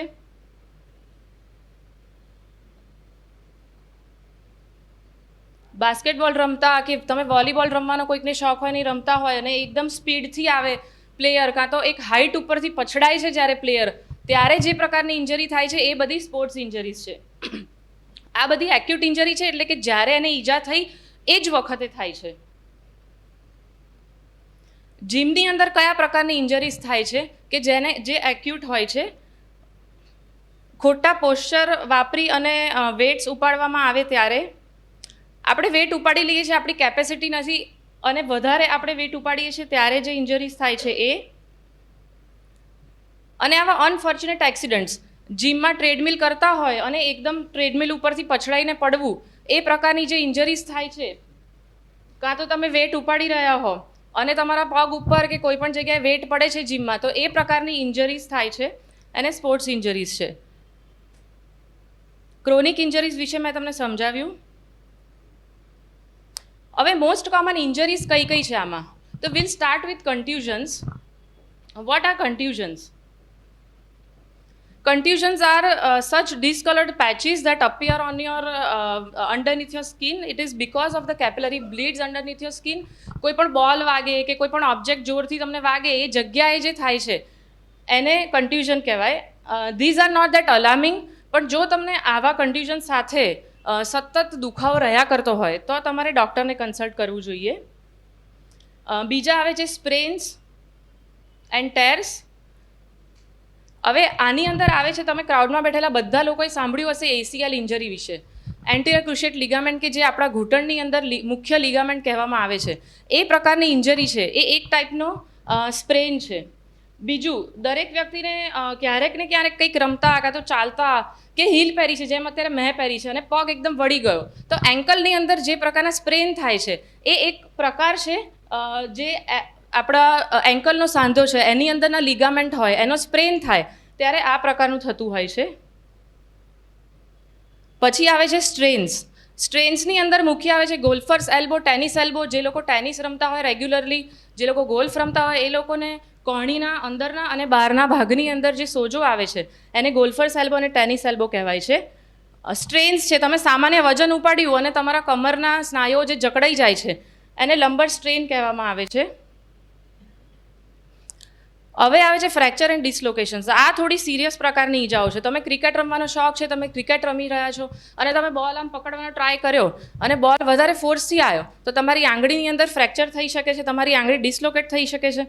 તો આ બધી એક પ્રકારની સિરિયસ ઇન્જરીઝ છે, તેમાં તમારે તાત્કાલિક સારવાર લેવાની જરૂરિયાત રહેશે. હવે આપણે મારા બીજા ભાગની અંદર આવીએ મારા લેક્ચરના, કે જેની અંદર હું તમને એ કહીશ કે આ બધી ઇન્જરીઝને આપણે પ્રિવેન્ટ કઈ રીતે કરી શકીએ છીએ. તો જ્યારે પણ તમારે આમાંથી ઘણા બધા એવા હશે કે જે લોકો રેગ્યુલરલી એક્સરસાઇઝ નથી કરતા પણ એ લોકો સ્ટાર્ટ કરવા માંગે છે, અને ઘણા બધા એવા હશે કે જે લોકો રેગ્યુલરલી એક્સરસાઇઝ કરે છે પણ વચ્ચે વચ્ચે દુખાવા થવાના કારણે એ લોકોને વચ્ચે પોતાનું વર્કઆઉટ રૂટીન રોકી દેવું પડે છે. તો તમે તમારી ફિટનેસ જર્ની કેવી રીતે સ્ટાર્ટ કરી શકો એના માટે હું તમને થોડી ટિપ્સ આપીશ નેક્સ્ટ ફ્યુ સ્લાઇડ્સની અંદર. જો તમે એ રીતે ઇનકોર્પોરેટ કરશો આ બધા પોઈન્ટ્સને તો તમે ઈજા વગર રેગ્યુલરલી જીમ કાં તો સ્પોર્ટ્સ કે કોઈ પણ એક્ટિવિટી તમારા ફિટનેસ માટે જે કરવા માંગો છો એ કરી શકશો. હવે આ ફિટનેસ પ્લાનની અંદર હું 3 વસ્તુઓને ઇન્ક્લુડ કરવાનું કહું છું.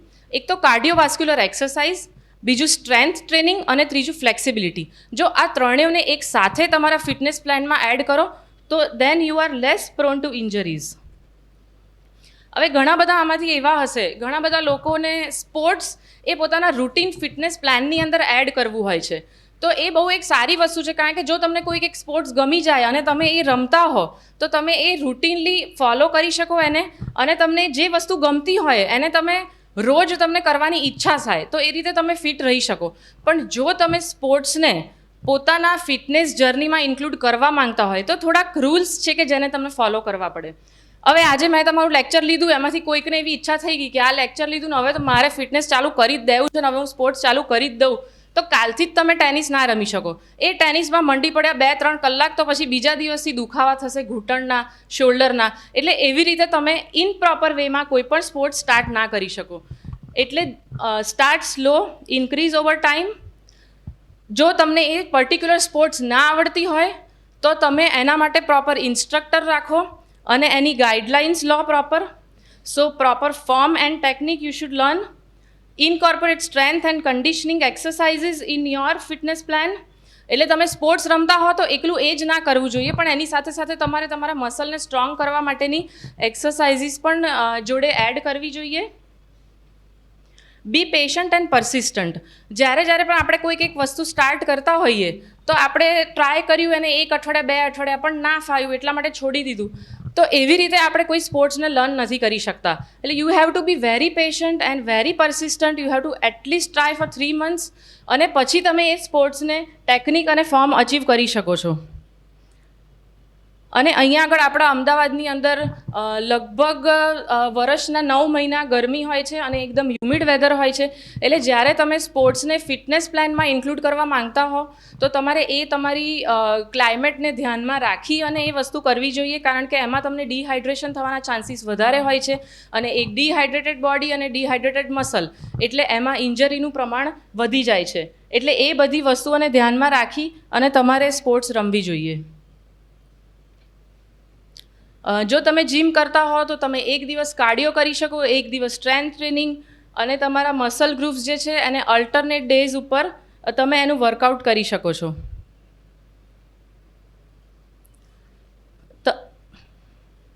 આમાં તમારે આગળ કઈ રીતે વધવું? જીમ તમે કરી રહ્યા છો, તમે એક વસ્તુ 1 મહિના માટે કરી, 2 મહિના માટે કરી, ધીમે ધીમે તમારે એમાં સ્ટ્રેન્થ કઈ રીતે વધારવી, તો એના માટે હું મારા દર્દીઓને કહું છું કે તમે 10% રૂલ છે એને અપનાવો.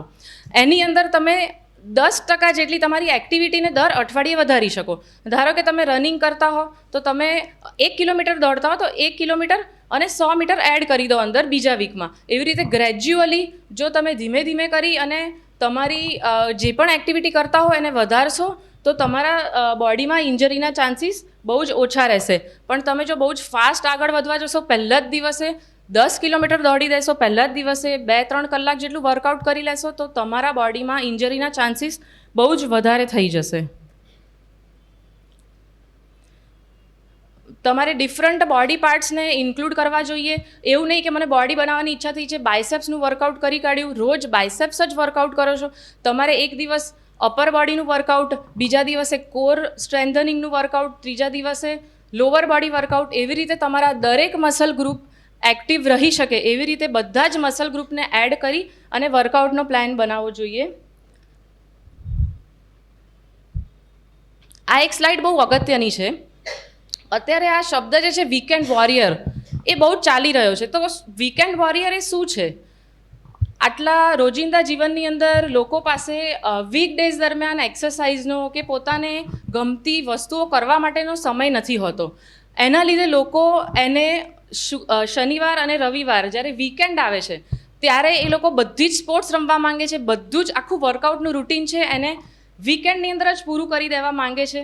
તો જ્યારે આવું કરવામાં આવે છે ત્યારે તમારા બોડીને તમે ઇન્જર કરો છો. એટલે don't be a weekend warrior where you are compressing your exercises into just 2 days in the entire week. એટલે રોજ તમે દિવસની 30 મિનિટ એટલીસ્ટ મોડરેટ એક્ટિવિટી કરતા હો અને એના પછી તમે વીકેન્ડ દરમિયાન તમને ગમતી વસ્તુઓ કરો, તમને ગમતી સ્પોર્ટ્સ રમો, તો તમારા નીઝ, શોલ્ડર્સ બધાને ઇન્જરી થવાના ચાન્સીસ ઓછા રહે છે. પણ જો તમે વીકેન્ડ આવ્યું અને ક્રિકેટનો શોખ છે એટલે બોક્સ ક્રિકેટ રમવા જતા રહ્યા 2 કલાક ટેનિસ રમી લીધું અને પછી વર્કઆઉટ જીમમાં બી કરવાનું છે એટલે 1 કલાક જીમમાં પણ વર્કઆઉટ કર્યું, તો એ રીતે વર્કઆઉટ આટલું બધું 5 કલાક જેવું કરવાથી તમારા બોડીના બધા મસલ સોર થઈ શકે છે. એને સોર મસલ એ એમાં વધારે ચાન્સીસ રહે છે ઇન્જરીની. હવે પ્રોપર ઇક્વિપમેન્ટ્સ વાપરી અને સ્પોર્ટ્સ રમવું જોઈએ. આ જે લોકો સ્પોર્ટ્સ રમતા હોય એના સ્પેસિફિક સ્લાઇડ છે. જો તમે ફૂટબોલ રમતા હોય તો એના માટે સ્પેસિફિક શૂઝ આવે છે એ પહેરવા જોઈએ, એના ની ગાર્ડ્સ આવે છે એ પહેરી અને સ્પોર્ટ્સ રમવી જોઈએ. જો તમે ટેનિસ રમતા હો તો એ પ્રમાણે તમે જે પણ સ્પોર્ટ્સ રમતા હોય એ સ્પોર્ટ્સ સ્પેસિફિક ઇક્વિપમેન્ટ વાપરી અને સ્પોર્ટ્સ રમવી જોઈએ. એનાથી ઇન્જરીના ચાન્સીસ ઓછા રહે છે. આ પ્રકારના પ્રોટેક્ટિવ ઇક્વિપમેન્ટ્સ આવે છે. તમે ક્રિકેટર્સને જોયા હશે કે એ લોકો શીન પેડ્સ, ની પેડ્સ, રિસ્ટ ગાર્ડ, હેલ્મેટ એ બધું પહેરીને રમતા હોય છે. એટલે આ એના થોડા એક્ઝામ્પલ બતાવ્યા છે મેં અહીંયા કે આ બધી વસ્તુઓનો ઉપયોગ કરી અને સ્પોર્ટ્સ રમવાથી ઇન્જરીના ચાન્સીસ ઓછા રહે છે. Tapping and bracing, again, this type of things are used by athletes. They are used by professional athletes. These are used to restrict undesired movements, but they provide you they allow the desired motion to a particular joint. Taping, તમે ક્રિકેટર્સને જોયા હશે કે bowling કરતા વખતે હાથમાં elbow ઉપર એ લોકોએ બધી ટેપ્સ લગાડેલી હોય. એ કેમ લગાડે છે?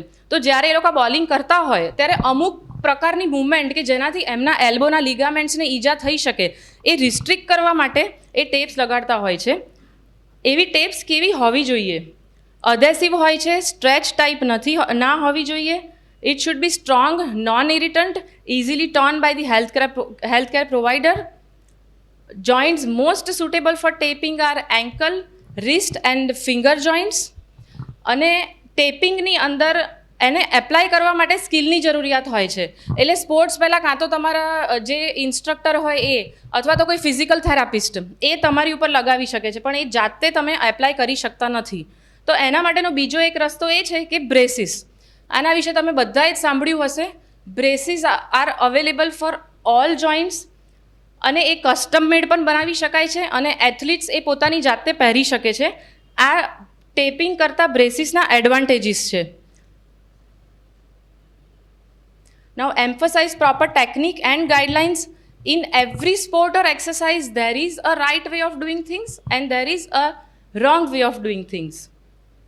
So I often hear from my patients that I have always followed proper posture guidelines, except for that one time. And unfortunately, that one time is all you need for an injury to happen. So your posture has to be perfect and your techniques have to be correct at all times.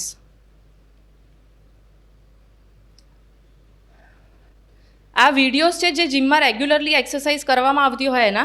જ્યારે તમે ડેડલિફ્ટ કરતા હો ત્યારે your spine should be in single line. આવી રીતે curved spine સાથે wet ઉપાડવાથી બેકની injuries થઈ શકે છે. આ સ્ક્વોટ્સ છે, રૂટીનલી બધા જિમમાં આ એક્સરસાઇઝીસ કરતા હોય છે. એમાં ની અને તમારા ની અને એન્કલ એટલે ઘૂંટણ અને નીચેનો સાંધો એ બંને એક લાઇનમાં હોવા જોઈએ. જો તમારા ઘૂંટણ તમે વધારે પડતા આગળ લઈ આવો છો સ્ક્વોટ કરતા વખતે તો તમારા ઘૂંટણ ઉપર તમે વધારે ઓવરલોડ આપો છો અને એ રીતે તમે ઘૂંટણની અંદર આવતી જે ગાદી હોય મેનિસ્કસ એને ઇન્જર કરી શકો છો. આ બીજી જ એક્સરસાઇઝ છે લંજીસ, જે પણ રૂટીનલી જિમમાં લોકો કરતા હોય છે. એમાં પણ તમારા ઘૂંટણ અને એન્કલ એ બંને એક લાઇનમાં હોવા જોઈએ. શોલ્ડર પ્રેસિસ, આમાં લોકો વધારે પડતું વજન ઉપાડવાનો ટ્રાય કરે છે, જેના કારણે વધારે વજન ઉપાડતા વખતે પાછળ વળી જવાના લીધે ખભાની અંદર અને કમરની અંદર ઈજા થવાના ચાન્સીસ રહે છે. આ બીજી એક કોમન એક્સરસાઇઝ છે. એમાં પણ તમારી જેટલી કેપેસિટી હોય એટલું જ વેટ લેવું અને આખી સ્પાઇનને એક સિંગલ લાઇનમાં રાખવી જ્યારે તમે એક્સરસાઇઝ પરફોર્મ કરતા હો ત્યારે. Now we are coming to the most important part of the exercise, that is warm up. So warm up is like an appetizer. You are eating an appetizer and it makes your appetite better. So warm up is doing the same thing with your body. So whenever you are doing any exercise, you need to prepare your body for that, because exercise is a lot of physiological changes that is happening to your body. So you should prepare your body for that first. So warm-up exercises are done prior to sports or any exercise that you're doing. There are two types of warm-ups. General, you can jog, and others are sport-specific warm-up. Now, benefits of warm-up. It increases blood flow to muscles, increase delivery of oxygen to muscles, body temperature ઇન્ક્રીઝીસ. એટલે જ્યારે તમે warm up કરો છો ત્યારે તમારા શરીરનું temperature વધે છે અને શરીરનું વધારે ટેમ્પરેચર થવાના કારણે જે મસલ્સ વોર્મ થાય છે એના લીધે એની સ્ટ્રેચ થવાની એબિલિટી વધી જાય છે અને તમારા જોઇન્ટ્સ પણ વધારે ફ્લેક્સિબલ થઈ જાય છે. તમે કઈ રીતે પ્રોપર વોર્મઅપ કરી શકો એના માટે મેં એક વિડીયો બનાવ્યો છે, પણ એની પહેલાં હું તમને ફ્યુ પોઈન્ટ્સ કહેવા માગું છું કે વોર્મઅપ કેવું હોવું જોઈએ. તો વોર્મઅપ એટલીસ્ટ તમારે 5 થી 10 મિનિટ માટે કરવું જોઈએ અને 30 મિનિટ જેટલી જ એની ઇફેક્ટ રહે છે. એટલે તમે સવારે 7 વાગે વોર્મઅપ કરી દીધું અને તમે 9 વાગે એક્સરસાઇઝ ચાલુ કરો છો એવું ના ચાલે. એ તમારે તમારા એક્સરસાઇઝની જસ્ટ પ્રાયર કરવાનું હોય છે અને એની અંદર તમારા બોડીના બધા જ મસલ્સ અને બધા જ જોઈન્ટ ઇન્ક્લુડ થાય, ઇન્ક્લુડિંગ મસલ્સ ઓફ નેક એન્ડ મસલ્સ ઓફ બેક. આ એક વિડીયો મેં બનાવ્યો છે કે આઈડિયલ વોર્મઅપ કેવું હોય એ તમે કોઈપણ જીમની એક્સરસાઇઝ પહેલાં કરી શકો છો, જેમાં બેકની બધી જ મૂવમેન્ટ થાય છે, બેકના બધા મસલ સ્ટ્રેચ થાય છે. એના પછી ઉપરથી નીચે સુધીના બધા જ સાંધાની મૂવમેન્ટ થાય છે, જેમાં ખભા, કોણી, રિસ્ટ જોઈન્ટ, હિપ, ની, એન્કલ જોઈન્ટ. અહીંયા આગળ ખભાના બધા સ્નાયુનું વર્કઆઉટ થઈ રહ્યું છે.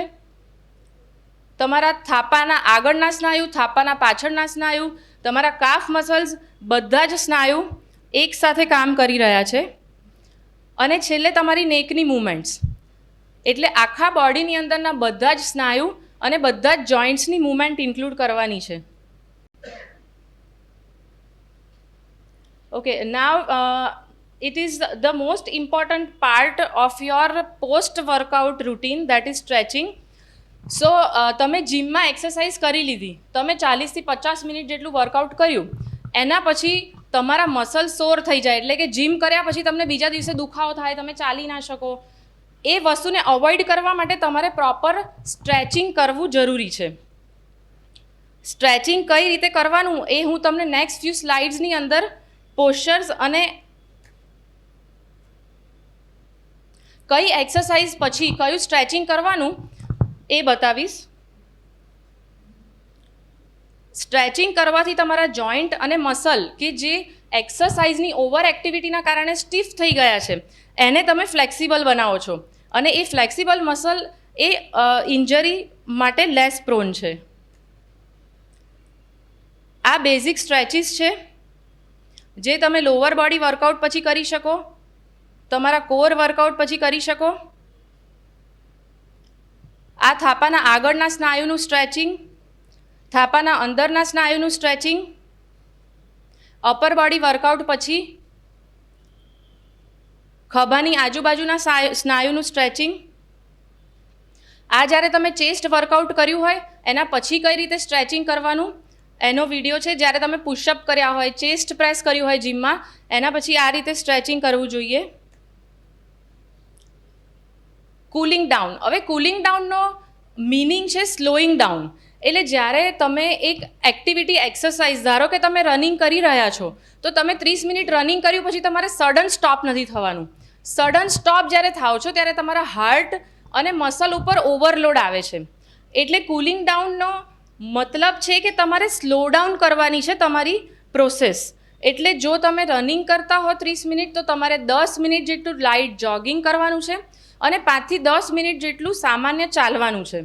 એના કારણે તમારું બ્રીધિંગ અને તમારો હાર્ટ રેટ ગ્રેજ્યુઅલી ઓછો થાય છે અને સડનલી ડ્રોપ નથી થતો.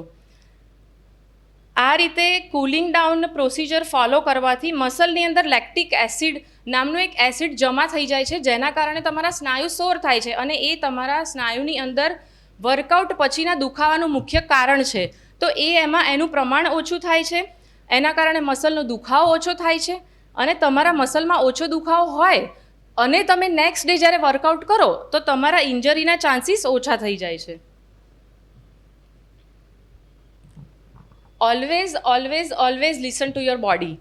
જ્યારે તમે એક્ટિવિટી કરતા હો અને તમને એવું લાગે જે પોઈન્ટ પર કે ના હવે મને દુખાવો થાય છે, ત્યારે તમારે એક્ટિવિટીને સ્ટોપ કરવી જોઈએ. જિમમાં બધી જગ્યાએ જે પોસ્ટર્સ લગાવ્યા હોય છે કે નો પેઇન નો ગેઇન મોટિવેશન માટે, પણ એ ફોલો કરવાથી તમારા શરીર પર ડેમેજિંગ ઇફેક્ટ તમે ક્રિએટ કરો છો. એટલે નો પેઇન નો ગેઇનને ફોલો કરવાની જગ્યાએ તમારા બોડીની અંદર તમને કોઈ પણ જગ્યાએ પેઇન થાય તો તમે સ્લો ડાઉન કરો અને થોડાક સમય માટે રેસ્ટ લો. હાઇડ્રેશન, પાણી પીતા રહેવું સતત. આખા દિવસની અંદર તમારે 3 થી 4 લીટર જેટલું પાણીનું કન્ઝમ્પશન હોવું જોઈએ.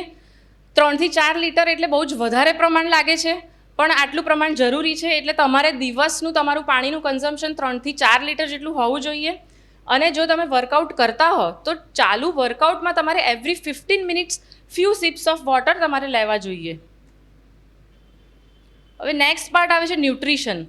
કે જ્યારે તમે વર્કઆઉટ કરતા હો, તમે કોઈ પણ સ્પોર્ટ્સ ઇન્જરીમાં હો, તો તમારે કેવું ન્યુટ્રિશન રાખવું જોઈએ. તો જ્યારે તમે વર્કઆઉટ કરો છો ત્યારે તમારા મસલ્સ છે એ કામ કરે છે અને મસલ્સને કામ કરવા માટે એનર્જી જોઈએ છે. So that energy is provided by carbohydrates. એટલે તમારે તમારું વર્કઆઉટ કે કોઈ પણ સ્પોર્ટ્સ રમતા હો એના 30 મિનિટ પહેલાં કાર્બોહાઈડ્રેટ લેવું જોઈએ. જેમ કે તમે કેળા લઈ શકો, ખજૂર લઈ શકો. એ તમને તમારા સ્નાયુને વર્કઆઉટ દરમિયાન એનર્જી પ્રોવાઈડ કરે છે. બીજી વસ્તુ આવે છે કે પ્રોટીન. તો જ્યારે તમે વર્કઆઉટ કરો છો ત્યારે તમારા સ્નાયુની અંદરના પ્રોટીન બ્રેકડાઉન થાય છે, એટલે એને તમારે રિપ્લેનિશ કરવા પડે અને મસલ માસ રિસ્ટોર કરવા માટે તમારે પ્રોટીન ઇન્ટેક લેવું પડે.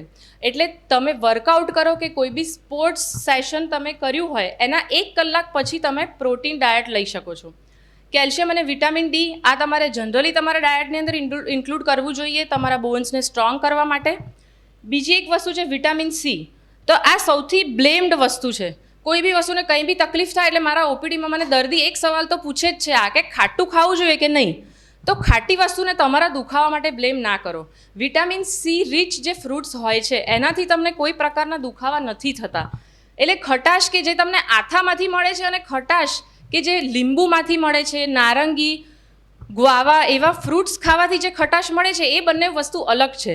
જે લીંબુ અને સિટ્રસ ફ્રૂટ્સ ખાવાથી જે વિટામિન સી મળે છે એ તમારા મસલના ઇન્ફ્લેમેશનને ઓછું કરવામાં તમારી હેલ્પ કરે છે. એટલે એ ખટાશ તમારા માટે સારી છે, એને અવોઇડ ના કરવી જોઈએ. અને બીજું આવે છે કે મિનરલ્સ જેવા કે મેગ્નેશિયમ અને પોટેશિયમ એ તમારા મસલ અને નર્વ્સ પ્રોપરલી ફંક્શન કરે એના માટે બહુ જ ઇમ્પોર્ટન્ટ છે. તો એના માટે તમે મુઠ્ઠી જેટલા નટ્સ અને સીડ્સ એ તમારા ડાયટમાં ઇન્ક્લુડ કરી શકો. સીડ્સ જેમ કે flax seed, pumpkin seed, sunflower seed, તમારી જે બી ચોઇસ હોય એ તમે આમાં ઇન્ક્લુડ કરી શકો તમારા ડાયટમાં. નાવ ટિપ્સ ફોર રનર્સ. અત્યારે લોકો ઘણા બધા અવેર થઈ ગયા છે અને લોકો પોતાના રૂટીન ફિટનેસ માટે રનિંગ કરવાનું પ્રિફર કરતા હોય છે. તો એ લોકોના માટે આ થોડી ટિપ્સ છે કે એ લોકોએ ટ્રાફિક ના હોય એવા રસ્તાઓ પ્રિફર કરવા જોઈએ. પછી કેવી સરફેસ ઉપર એમણે દોડવું જોઈએ. તો કોઈ પણ સરફેસ ઉપર દોડી શકાય છે, પણ તમે અવારનવાર એ સરફેસને ચેન્જ ના કરી શકો.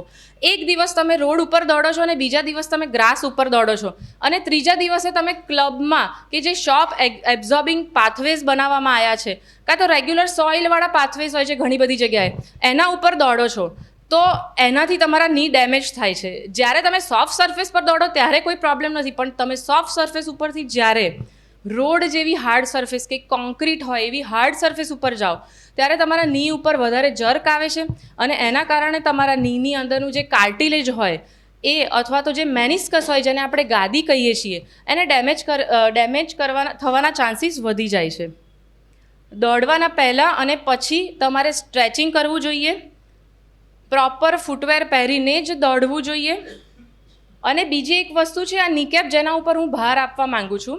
અત્યારે બધા જ લોકો એવું પૂછતા છે કે ની કેપ પહેરવી જોઈએ કે ના પહેરવી જોઈએ. તો દોડતા વખતે તમારે ની કેપ ના પહેરવી જોઈએ. તમે રૂટીનમાં જે એક્ટિવિટી કરો છો એના માટે તમારે ની કેપ ના પહેરવી જોઈએ. ની કેપ તમે રોજિંદા જીવનમાં જે એક્ટિવિટી કરો છો એ સમયે પહેરો તો એના કારણે તમારા ઘૂંટણનો જે મુખ્ય સ્નાયુ છે આગળનો કે જેને ક્વોડ્રિસેપ્સ કહેવામાં આવે છે એ વીક થઈ જાય છે અને એ વીક થઈ જવાના કારણે તમને ઘૂંટણની તકલીફો વધી શકે છે. એટલે તમારે રેગ્યુલર બેઝિસ ઉપર નીકેપ ના પહેરવી જોઈએ. જે લોકો સ્પોર્ટ્સ રમે છે જેમ કે ટેનિસ રમતા હોય, બેડમિન્ટન રમતા હોય કે જે લોકોને સડન જર્ક ની ઉપર આવવાના છે રમતા વખતે એ લોકોએ સ્પોર્ટ્સ રમતા દરમિયાન નીકેપ પહેરવી જોઈએ. પણ અધરવાઇઝ એ લોકોએ બી રોજિંદા જીવનમાં ચાલતા હોય, સીડી ચડતા ઉતરતા એ સમયે નીકેપ પહેરવી ના જોઈએ. આ કેટલાક એવી તકલીફો છે કે જે રનર્સ હોય એ લોકોની અંદર થતી હોય છે. એના એક્ઝામ્પલ્સ છે રનર્સની, જમ્પર્સની, plantar fasciitis, stress fractures and Achilles ટેન્ડનનું ઇન્ફ્લેમેશન. હવે ક્રાઉડમાંથી કોઈ મને કહી શકે કે વિરાટ કોહલી આ પિક્ચરમાં શું કરી રહ્યો છે? Yes, you are correct. તો તમે અત્યારે ઇન્સ્ટાગ્રામ પર બી બધી રીલ જોઈ હશે, તમે બહુ જ બધા એવા વિડીયોઝ જોયા હશે કે જેમાં લોકો આખાને આખા મોટી આઈસની બકેટની અંદર બેસી જાય છે. તો એ લોકો એવું કેમ કરે છે અને એના ફાયદા શું છે? તો જ્યારે તમે એક સ્પોર્ટ્સ સેશન લીધું હોય એના પછી તમે આઈસ બાથ લો છો તો એના કારણે તમારા સાંધાની અંદર, તમારા સ્નાયુની અંદરનું જે ઇન્ફ્લેમેશન છે એ ઓછું થાય છે. સોર મસલ્સ છે એના પેનમાં તમને ફાયદો મળે છે. It speeds up recovery and regenerations, increases anabolic hormone production, improves cellular longevity and that boosts immunity. એટલે તમે આ રૂટીનમાં ઇન્વોલ્વ કરી શકો. હવે ક્યારે તમારે ડૉક્ટરની હેલ્પ લેવી જોઈએ અને શું તમારે ધ્યાન રાખવું જોઈએ? તો જ્યારે તમને એવું લાગે કે તમને પેઇન થયું છે તો તમે તમારી ચાલને અલ્ટર કરીને કે તમે જે ક્રિકેટમાં બોલિંગ કરતા વખતે દોડો છો એને અલ્ટર કરી અને એ વસ્તુને કન્ટિન્યુ ના કરો. જ્યારે પેઇન થાય છે ત્યારે એવું થાય કે રૂટીનમાં જેમ ચાલતા હોય એની જગ્યાએ થોડુંક બદલાવ આવી જાય પણ તમે ઇગ્નોર કરી અને એને કન્ટિન્યુ રાખો. તો એ કન્ટિન્યુ ના કરો અને એ ટાઈમે તમારે ડૉક્ટરની હેલ્પ લેવી જોઈએ. આ કેટલાક પોઈન્ટ્સ છે કે જ્યારે તમે સ્પોર્ટ્સ રમતા હો કે તમે જીમ કરતા હો એ દરમિયાન જો તમને કન્સિસ્ટન્ટલી આટલી વસ્તુઓ દેખાય કે તમને કોઈક સાંધાની અંદર સતત દુખાવો રહે, કોઈક સાંધાની અંદર તમને સ્વેલિંગ રહ્યા કરે, નવું સ્વેલિંગ કોઈક જગ્યાએ અપિયર થાય, તમે ચાલતા હો અને તમને સાંધાની અંદર તમારો સાંધો લપકો થઈ ગયો છે એવું લાગે, કે તમે શોલ્ડર મૂવમેન્ટ કરતા હો અને તમને એવું લાગે કે મને સતત દુખાવો રહે છે એની અંદર, તમે ચાલતા હો અને તમને કડાક દઈને અવાજ આવે અંદરથી પણ દુખાવા સાથે, આમાં હું એ મુદ્દો એડ કરવા માંગુ છું કે સાંધામાંથી સામાન્ય કડાકા બોલવા અને અવાજ આવો એ વસ્તુ નોર્મલ છે, એટલે એમાં ગભરાવાની જરૂર નથી. પણ જ્યારે સાંધામાંથી ફટાક કડાક એવો અવાજ આવે દુખાવા સાથે, ત્યારે તમારે ડૉક્ટરને મળવું જોઈએ. એટલે આ કેટલાક પોઈન્ટ્સ છે કે જ્યારે તમારે સ્પોર્ટ્સ એક્ટિવિટી તમારી સ્ટોપ કરી અને તમારે સ્પોર્ટ્સ ઇન્જરી સ્પેશિયાલિસ્ટની એડવાઇસ લેવી જોઈએ. Thank you for your patience listening.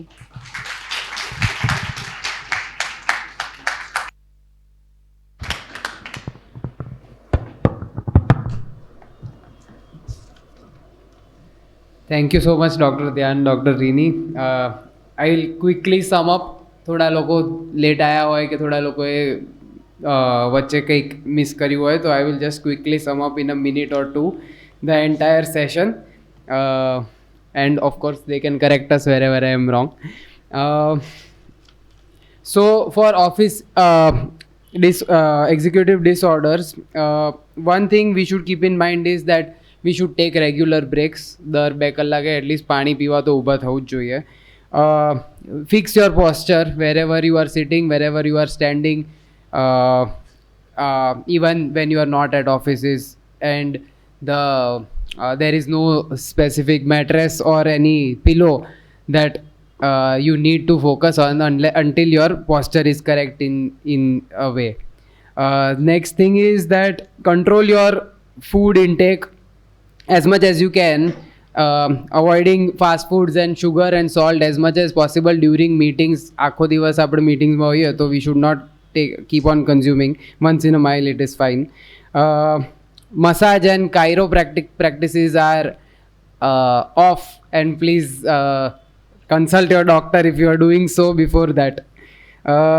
Lift with knees, not with your back. That is right? Lift bending your knees and not bending your back. Forward bending is something which can lead to injuries. And keep your laptop at as much as possible at your eye level. 20 degrees below is okay. So that is something that I captured in a nutshell. And for the gym and sport injury prevention, basically there are two types of injuries, acute and chronic. Acute sometimes we might not be able to prevent because it might be sudden like a fracture, but chronic is over time and it will develop. પહેલાં નાનું pen હશે પછી મોટું થયા જ કરશે, એટલે please consult your doctor if you are having a minute pain and it is gradually increasing and not leading to a chronic injury which might lead to a complete bed rest at end of probably 1 month or 2. In your fitness plan, we can include 3 things. One is cardio, one is strength, and one is flexibility, which will give us an overall completely all-round fitness. Even if we are playing a sport, we should and must include a strength training program.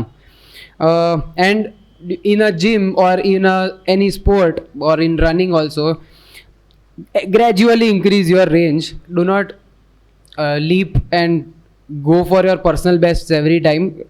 Gradually increase. Recommended is 10% per week. For 30 minutes of physical activity you should do per day, rather than becoming a weekend warrior and pushing all the load of burning your calories on the weekend. And finally, consult a doctor whenever you are in pain. There is nothing like no pain no gain, because when there is a pain there has to be a prevention, and you have to think it or you have to go to the doctor and think about it. Don't think that if you want to build biceps you have to lift heavy. Gradually make progress. Thank you so much, Dr. Dhyan, Dr. Rini. We will take a few questions from the crowd.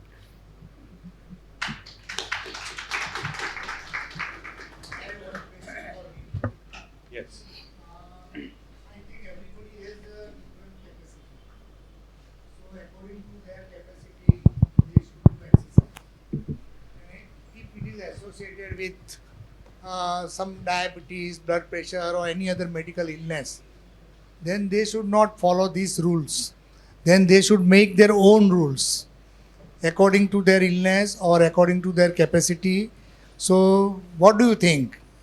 Really it is advisable same thing for everybody, or you have to modify according to the illness or according to the capacity or according to the age? Yes, rather? if the person is having any other comorbidities, then we can, of course, modify it as per the requirement. This is just basic and common rules for this.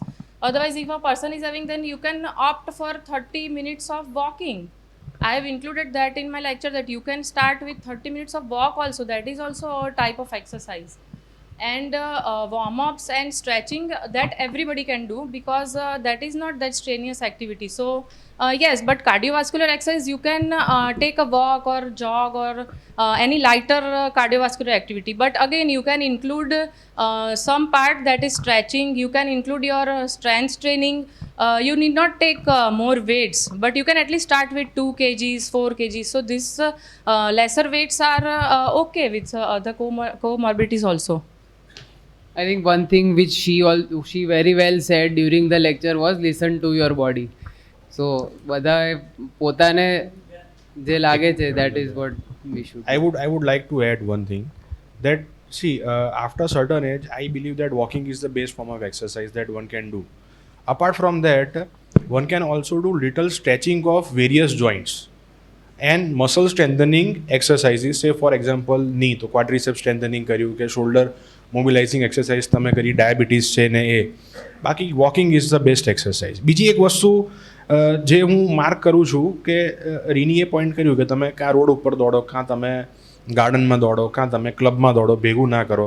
Road જે છે અત્યારે હાલ હું વચ્ચે ઊભો છું ને બે બાજુ રોડ છે, તો રોડની સરફેસ છે એ આમ છે. પાણી જવા માટે રોડ એ લોકોએ આમ રાખ્યા છે.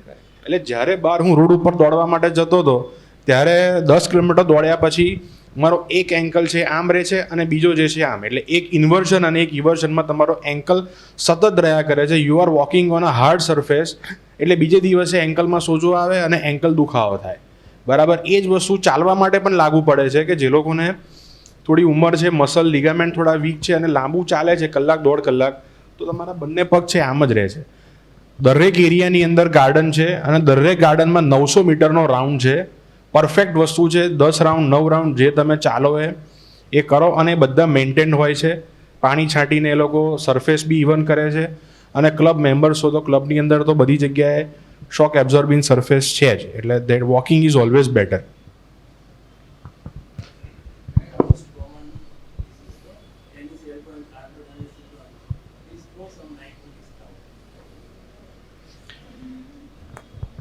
ટેનિસ એલ્બો એ ખાસ કરીને નામ પડ્યું છે ટેનિસ એલ્બો, એટલે ટેનિસ રમનારા લોકોને થાય. પણ જ્યારે અહીંયા એક સ્નાયુનું ગ્રુપ છે, કોમન એક્સટેન્શન ઓરિજિન, જ્યારે એ સ્નાયુના જથ્થામાં સ્વેલિંગ આવી જાય છે, ત્યારે તમને પુષ્કળ દુખાવો થાય. અને એટલો બધો દુખાવો થાય કે તમારે થાળી તમારે પકડીને જવું છે તો પણ તમને કોણીમાં સખત દુખ્યા કરે. ખુરશી ઉચકવી છે, સાણસીથી તમે તપેલી ઉચકી, કપડાં નીચોવ્યા, પુષ્કળ દુખાવો થાય. આને આપણે ટેનિસ એલ્બો કહીએ.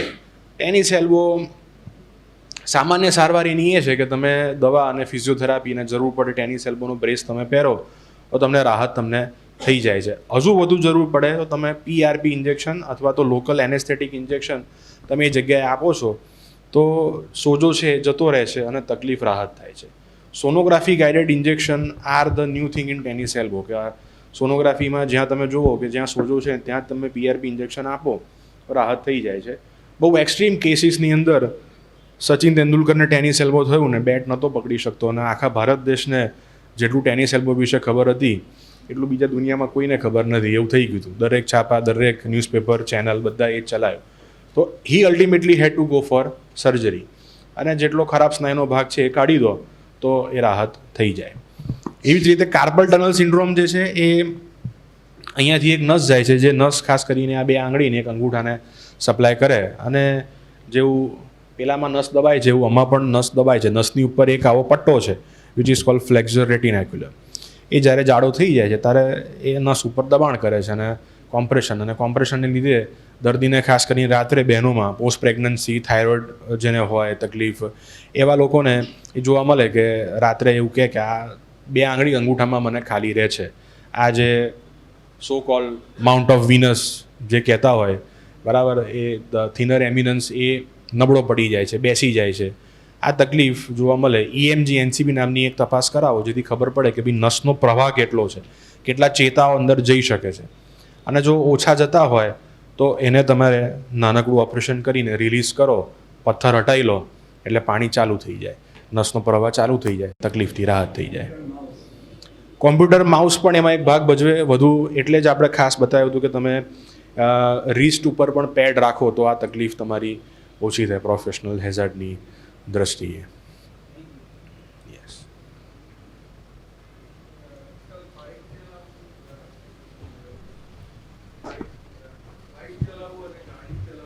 હા, ની રિપ્લેસમેન્ટ ના આવે. Okay.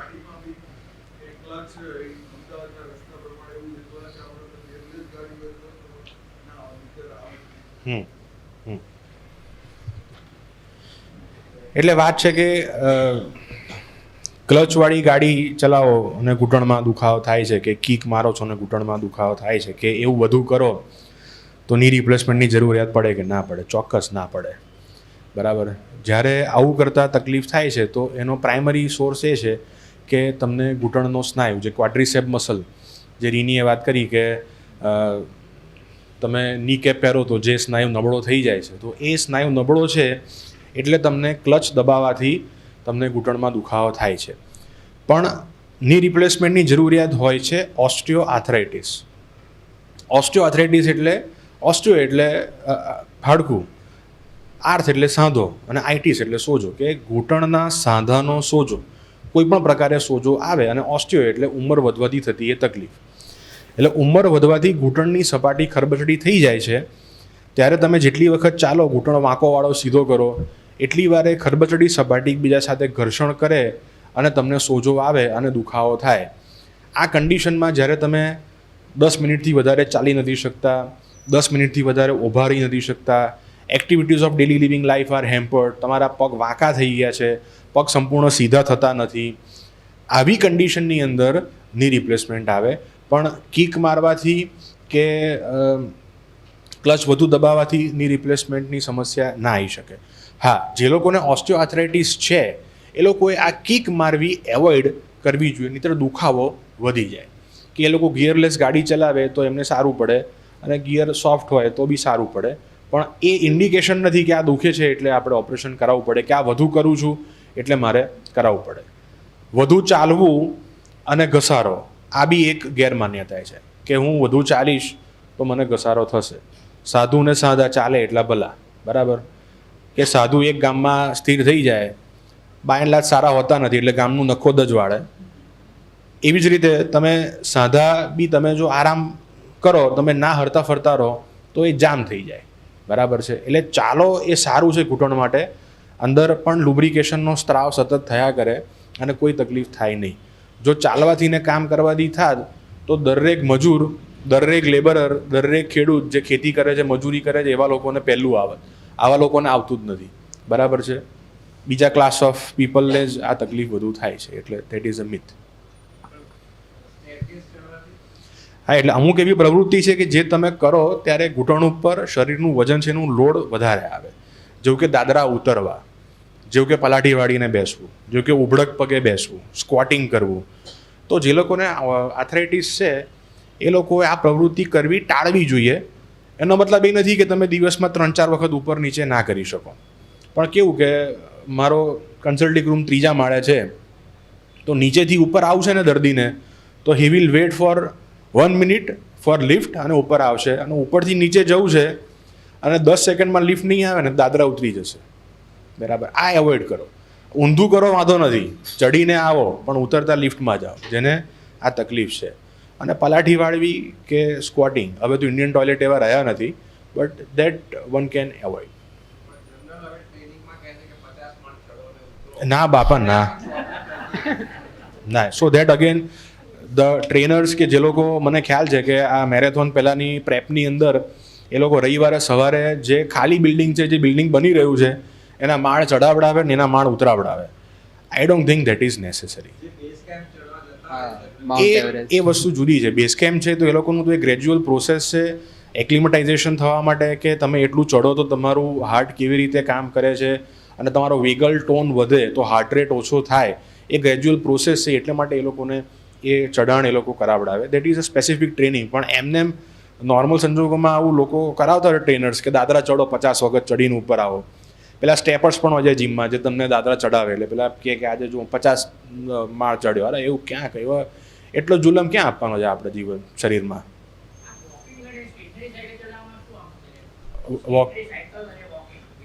Both are good. Stationary cycle પણ જેને આથરાઇટિસ છે એવા લોકો વાપરવું જ જોઈએ અને વાપરી શકે. બરાબર, તમારા ક્વાડ્રિસેપ મસલ જે છે એ ખાસા સ્ટ્રેન્થન થાય એની અંદર.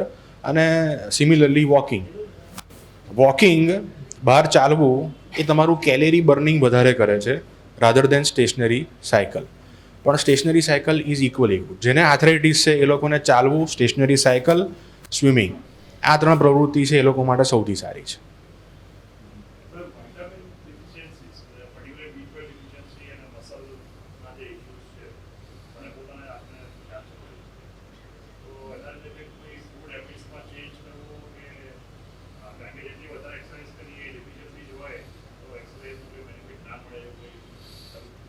ના, એક્સરસાઇઝ કરવાથી વિટામિન B12 ડેફિશિયન્સી છે તો એઝ સચ પ્રોબ્લેમ નહીં થાય, પણ તમને થાક સતત લાગ્યા કરે. બરાબર, કે તમારું એનર્જી લેવલ તમને જેટલું જોઈએ છે એટલું તમને મળતું નથી, કારણ કે નર્વ્સનો ખોરાક છે B12. અને B12 ડેફિશિયન્સી કેવું છે કે ફક્ત તમને નહીં પણ અહીંયા બેઠા છે ને એમાંથી 80% લોકોને હશે.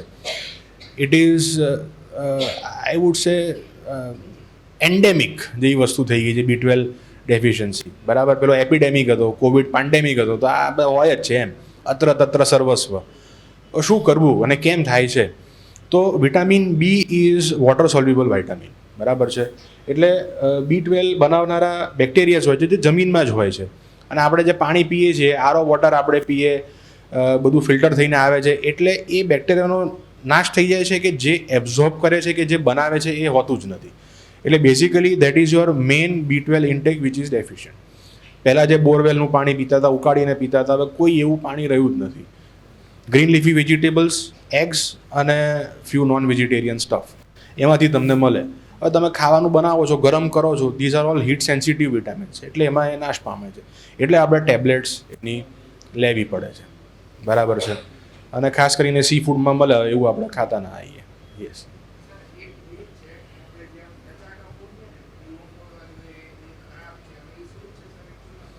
હા, જો એ હું કહું, એ બી ડૉક્ટર રીનીએ કીધું કે ટચાકા બોલે એ નોર્મલ વસ્તુ છે, ખોટી વસ્તુ નથી. એ કેમ બોલે છે કે તમારું જે સાયનોવિયલ ફ્લુઇડ, જે જોઈન્ટ હોય છે ને એની અંદર કાર્બન ડાયોક્સાઇડ હોય. બરાબર, જેમ કોકોકોલાની બોટલને તમે આમ ફોડો અને કટાક અવાજ આવે છે ને, એ એટલે જ આવે છે કે તમારા એ કોકોકોલાની અંદર કાર્બન ડાયોક્સાઇડ છે. તમારા સાધાના એ ફ્લુઇડની અંદર પણ છે. એટલે જ્યારે તમે એવું કરો છો તો તમારું ફ્લુઇડ એક બાજુથી બીજી બાજુ ઝડપથી જાય છે, એટલે ટચાકો બોલે છે. એટલે બોલી જાય છે તો વાંધો નથી, પણ આમ બોલાવા ના જોઈએ. આમાં હાથ તો ઠીક છે, અમુક તો ડોકના બોલાવતા હોય, એટલે એવું તો ના જ કરવું જોઈએ. બરાબર છે.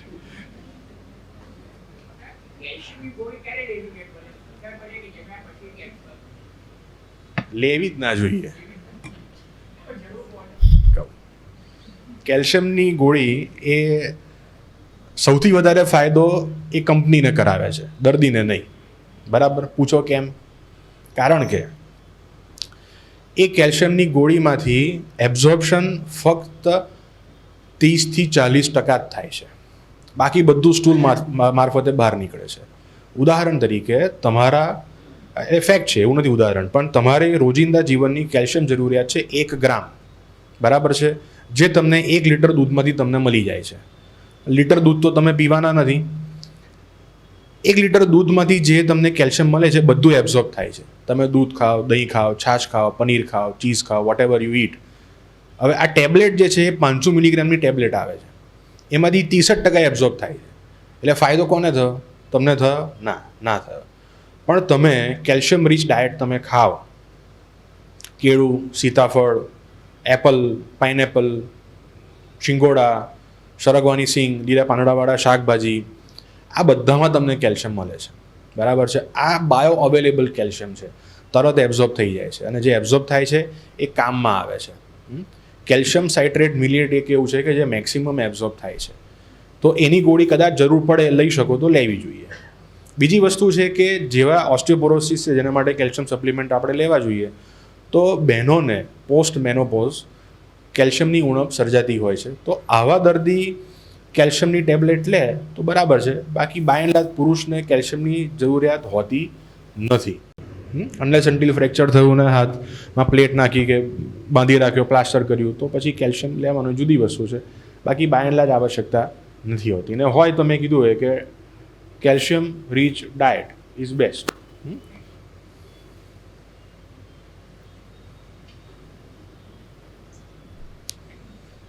લાસ્ટ ક્વેશ્ચન લઈએ પછી we can Yes, yeah please.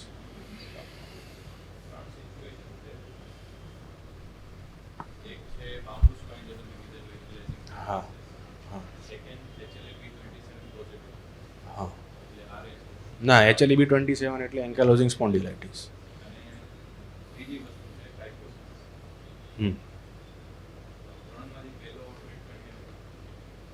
ના, ત્રણે પહેલાં તો બે રોગ છે અને એક કોઈક રોગનાથી થતી તકલીફ છે. બરાબર. કાયફોસિસ એટલે આવું ખૂંદું થઈ જવું. તો જેમ કે મેં ટ્યુબરક્યુલોસિસ કીધું, તો એની અંદર હવે એવા કેસ નથી આવતા, પણ જેને સારવાર નથી કરી કે વધુ ખરાબ થઈ ગયું છે, તો એને એ ભાગે એને કાયફસ થઈ જાય, કાયફોસિસ થઈ જાય, આવું થઈ જાય. બરાબર છે. સાંભળો. HLA-B27 એટલે એન્કાઇલોઝિંગ સ્પોન્ડિલાઇટિસ. બરાબર. જે પુરુષોમાં વધારે જોવા મળે, અને મેં કીધું એ કે મિડલાઇન જોઇન્ટ્સ અફેક્ટ કરે, મોર્નિંગ સ્ટીફનેસ એટલી બધી હોય.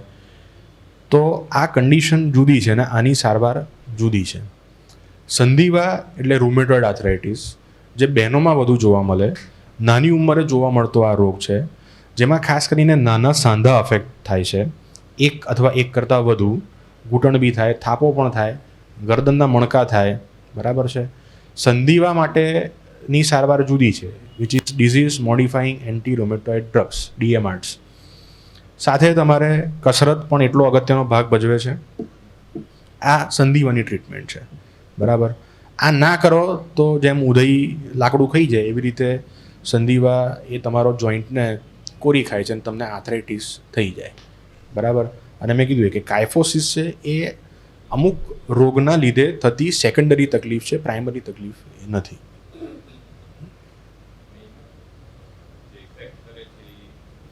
કાયફોસિસ સ્પાઇનમાં જ થાય, એમાં સ્પાઇન તમારું આવું થઈ જાય. હા.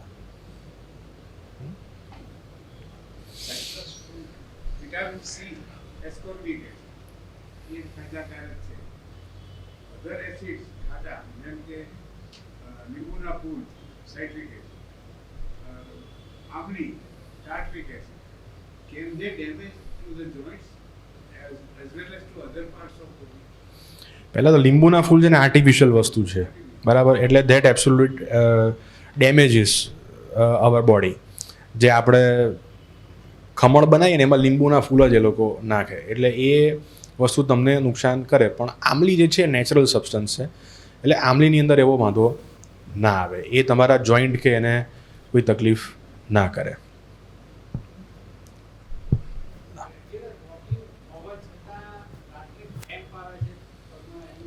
હા, એનું કારણ એવું કે જે ડૉક્ટર રીનીએ કીધું ને કે જ્યારે તમે કસરત કરો કે થોડું વધુ ચાલો, ત્યારે તમારા સેલ્સ, તમારા કોષો, સ્નાયુના કોષોની અંદર લેક્ટિક એસિડ બની જાય છે.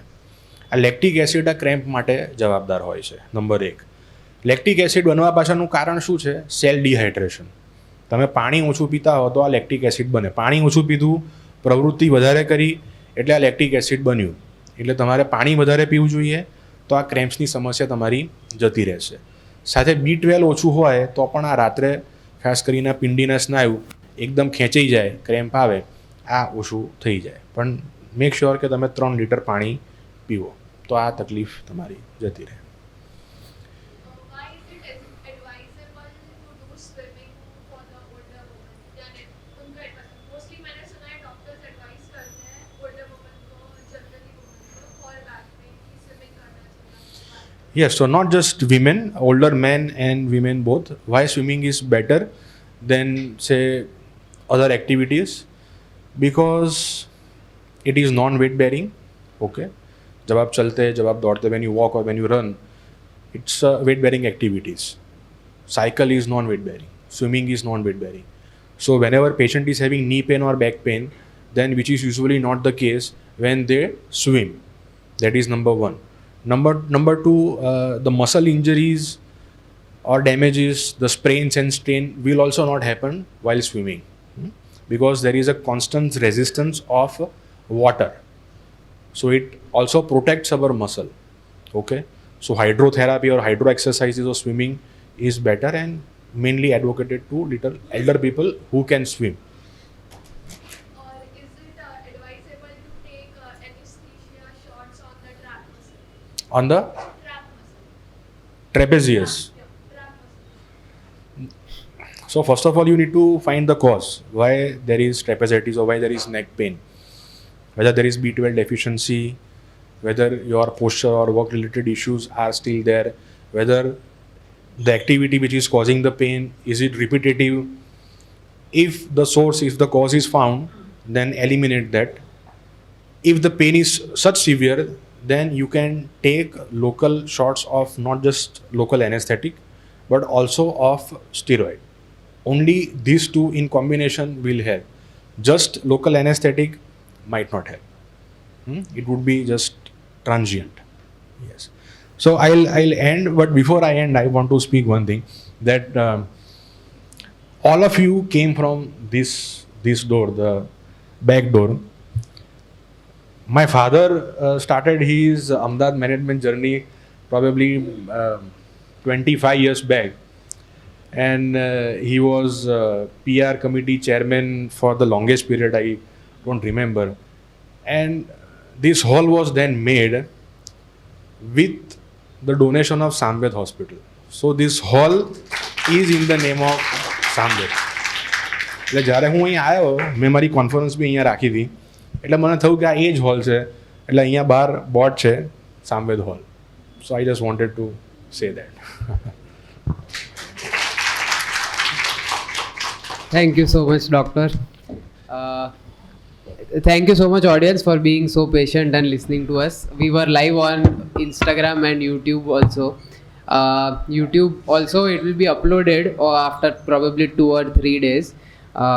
So please subscribe on YouTube and follow us on Instagram. So if you are traveling or something and if you want to attend a lecture, you probably might witness the session as a live Instagram session. Thank you so much for today.